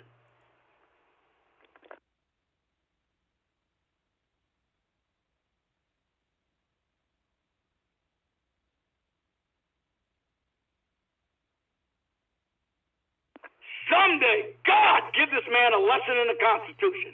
Someday, So the president could just have a box load of stuff. Let's just say it's on nuclear stuff, stuff that's supposed to be top secret. He doesn't have to go through these agencies and say this is this or that to inform them this, that I'm going to do this or this and that. He could just, I'm going to declassify all that over there.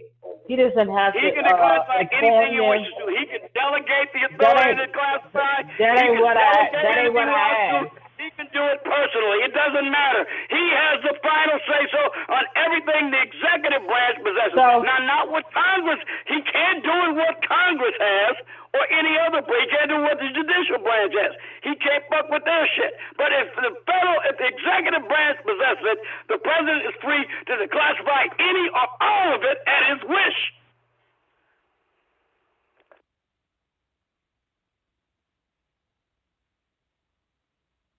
Okay, so take it up with the Supreme Court if you don't agree with me.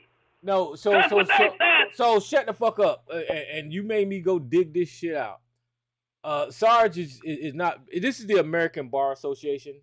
It said the fact check explores presidential authority to declassify. More than 2 months after the FBI has seized boxes with materials from former President Trump's Florida residence, known as Mar-a-Lago, the federal investigation continues amid conflicting legal interpretations of the president's authority to declassify sensitive information. Trump added to the confusion when he said in an interview on Fox personality Sean Hannity, there doesn't have to be a process, as I understand it.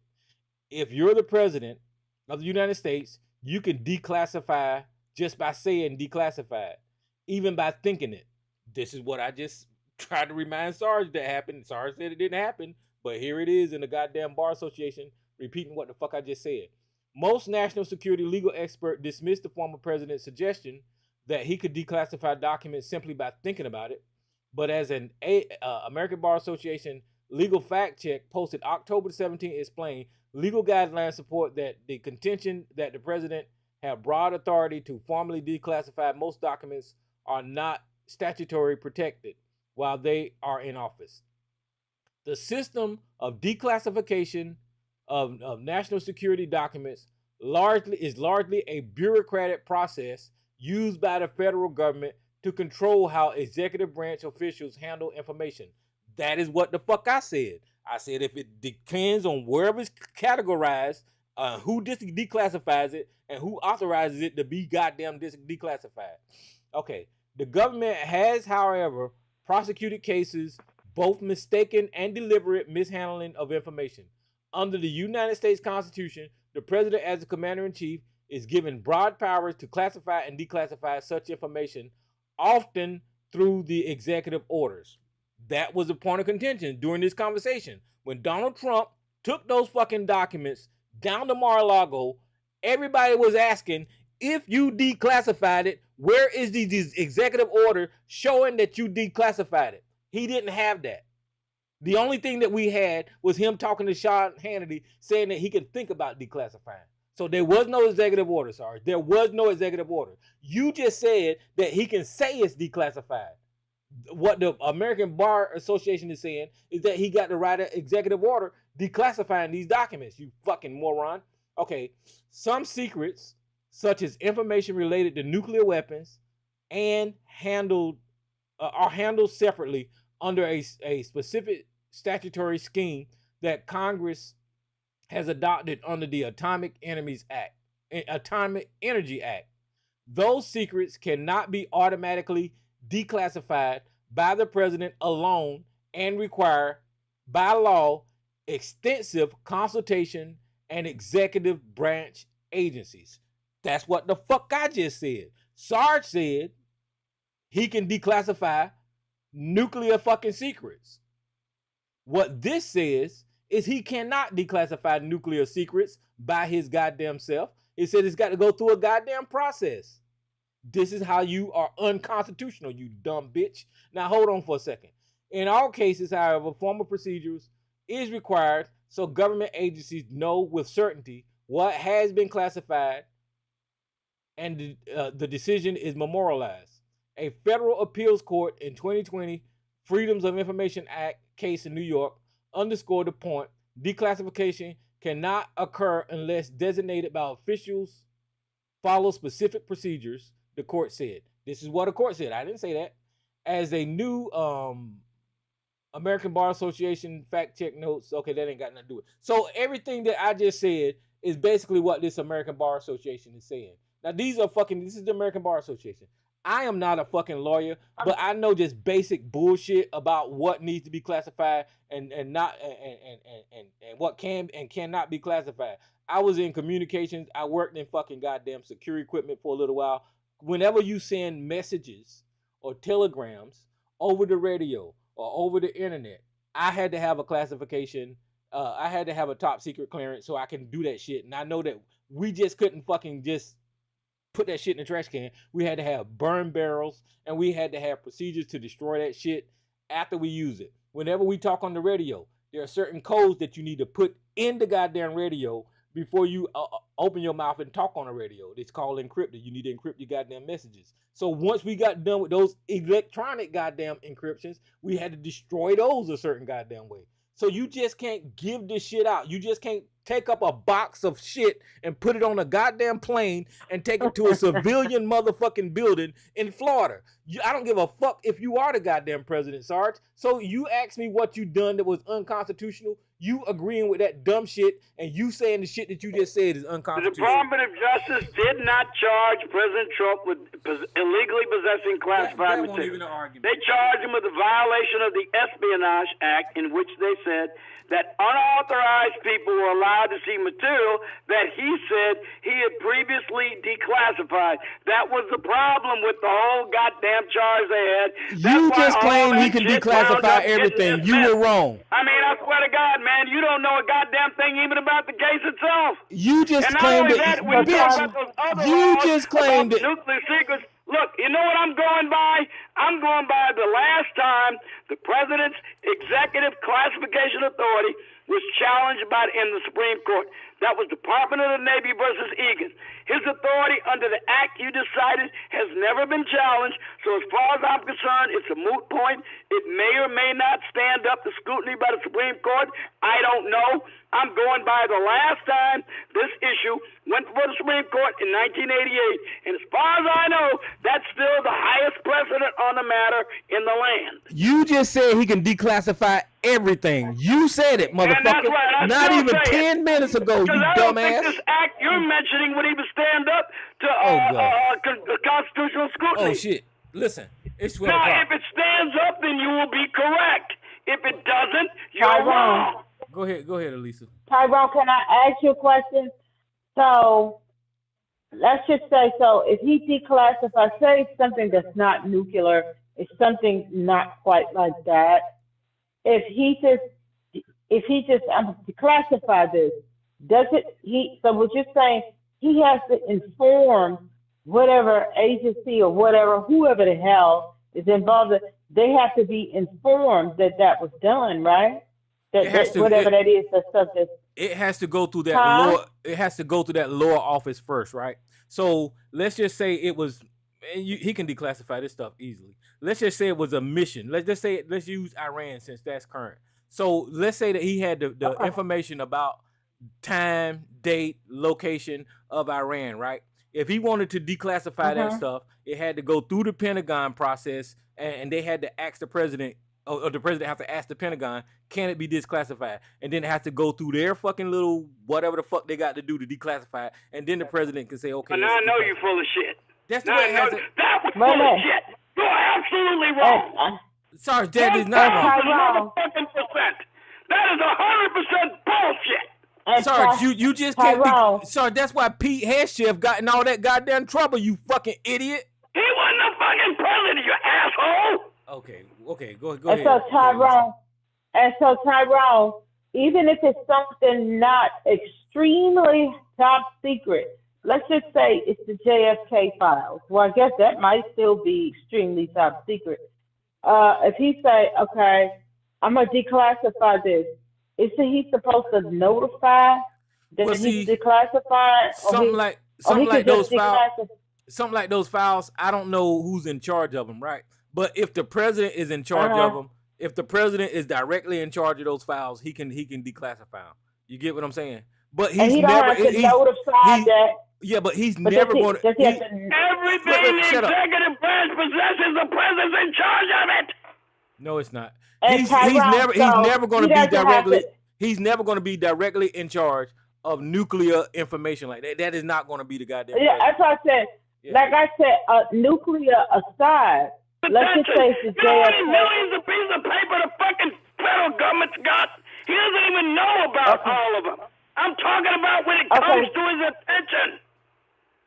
Okay, let me ask this question. So let's just say it's the JFK files, or even something lesser down the line than that. And he say, I'm going to declare. He in bed one day and say, I'm going to declassify.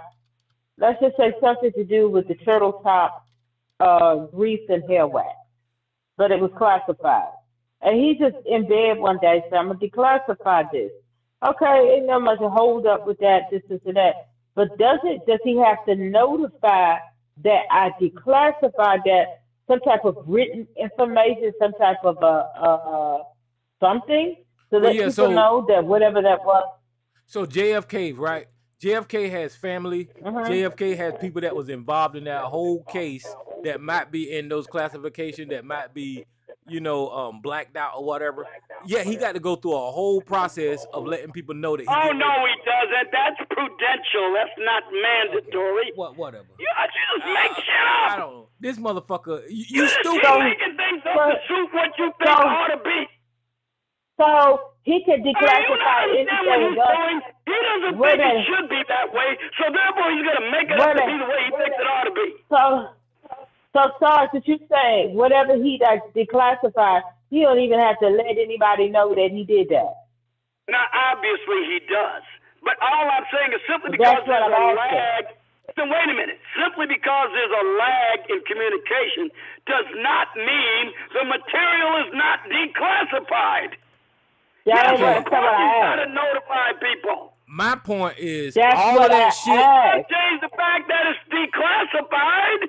Okay, my point is all of that shit that Donald Trump had in Mar-a-Lago, he did not have the authority to declassify that shit. He just did. You and the Supreme Court didn't agree with you. Okay, look, it's 12 o'clock, y'all. I have a better. I gotta go. But Sarge, I gotta go. But if let's just say exactly the same way that you're really pushing for Trump on this. If Barack Obama, I'm pushing for the Constitution, not Trump. So you would be okay with that if they did. I'm pushing for the Constitution, not Trump. Any president has this authority. Even that fucking Joe Biden had that authority. So he could do it too. He full of shit. Yes, He'll be cool with that. Anybody who has taken the oath of office and been accepted into the office of President of the United States. Any president, not just Trump. Sorry, full of shit. Oh, Tyrone, one last thing, and I gotta go. I was agreeing with you that about Trump shutting down the schools, and I said that was one thing that I liked. Well, actually, he didn't do that. When I said that he should, hold on. May I finish? All right. I said, yeah, that's one thing that I like that he did. And since I found out, okay, Sarge, hold on for a second. She finna what clarify is some wrong shit. with you? She finna clarify Because some you keep saying he had the authority to shut him down. He didn't. Sarge, she getting ready to clarify. I think she getting ready to say what I'm trying to explain. So go ahead. No, just go ahead. He just won't let me say it. Go ahead. You go ahead. Go ahead. You go ahead, Tyrone. Well, whenever COVID came out and they recommended that the schools were shut down, he didn't oppose it. He didn't say no. I agree. And being that he's the president, the rest of the nation follows suit. So that's the action that I'm talking about. I agree with that. Good Lord. And I agree with that. I thought that was a smart move on his part. If you had said that, I wouldn't argue with you much, but that's not what you fucking said. Well, Sarge, he's the president. Like I said, the buck stops with him. The buck stops with him. When he said shut the goddamn schools down, they did it. That's what the fuck I'm saying, you idiot. Jesus Christ. God, you did. All right, look, guys. Hey, call in. Scream at Sarge. He's in a screaming mood tonight. If y'all want to call in, y'all got the number. It's in the Q&A session is over. All participants are unmuted. It's in the chat room and it's on the screen. So appreciate it, Miss Elisa, Sarge, Joshua, Joe. Appreciate it. I'm getting ready to get out of here. Y'all everybody have a good weekend. And I will talk, Tyrone, I'm gonna miss you again. I'm gonna be back in your neck of the woods again, and I'm gonna miss you again, because this is just gonna be an in and out trip. But I'll send you a message to say I'm in hot South Carolina. Yeah, it's hot down but I'm here. still gonna miss you again. Yeah, hot here. We just had a heat wave and it broke today. So I will send you a message on Facebook and say, hey, I'm in hot South Carolina and I'm gonna miss you again. All right. I'll talk to y'all later. This is the in and out. All right then. All right, bye-bye.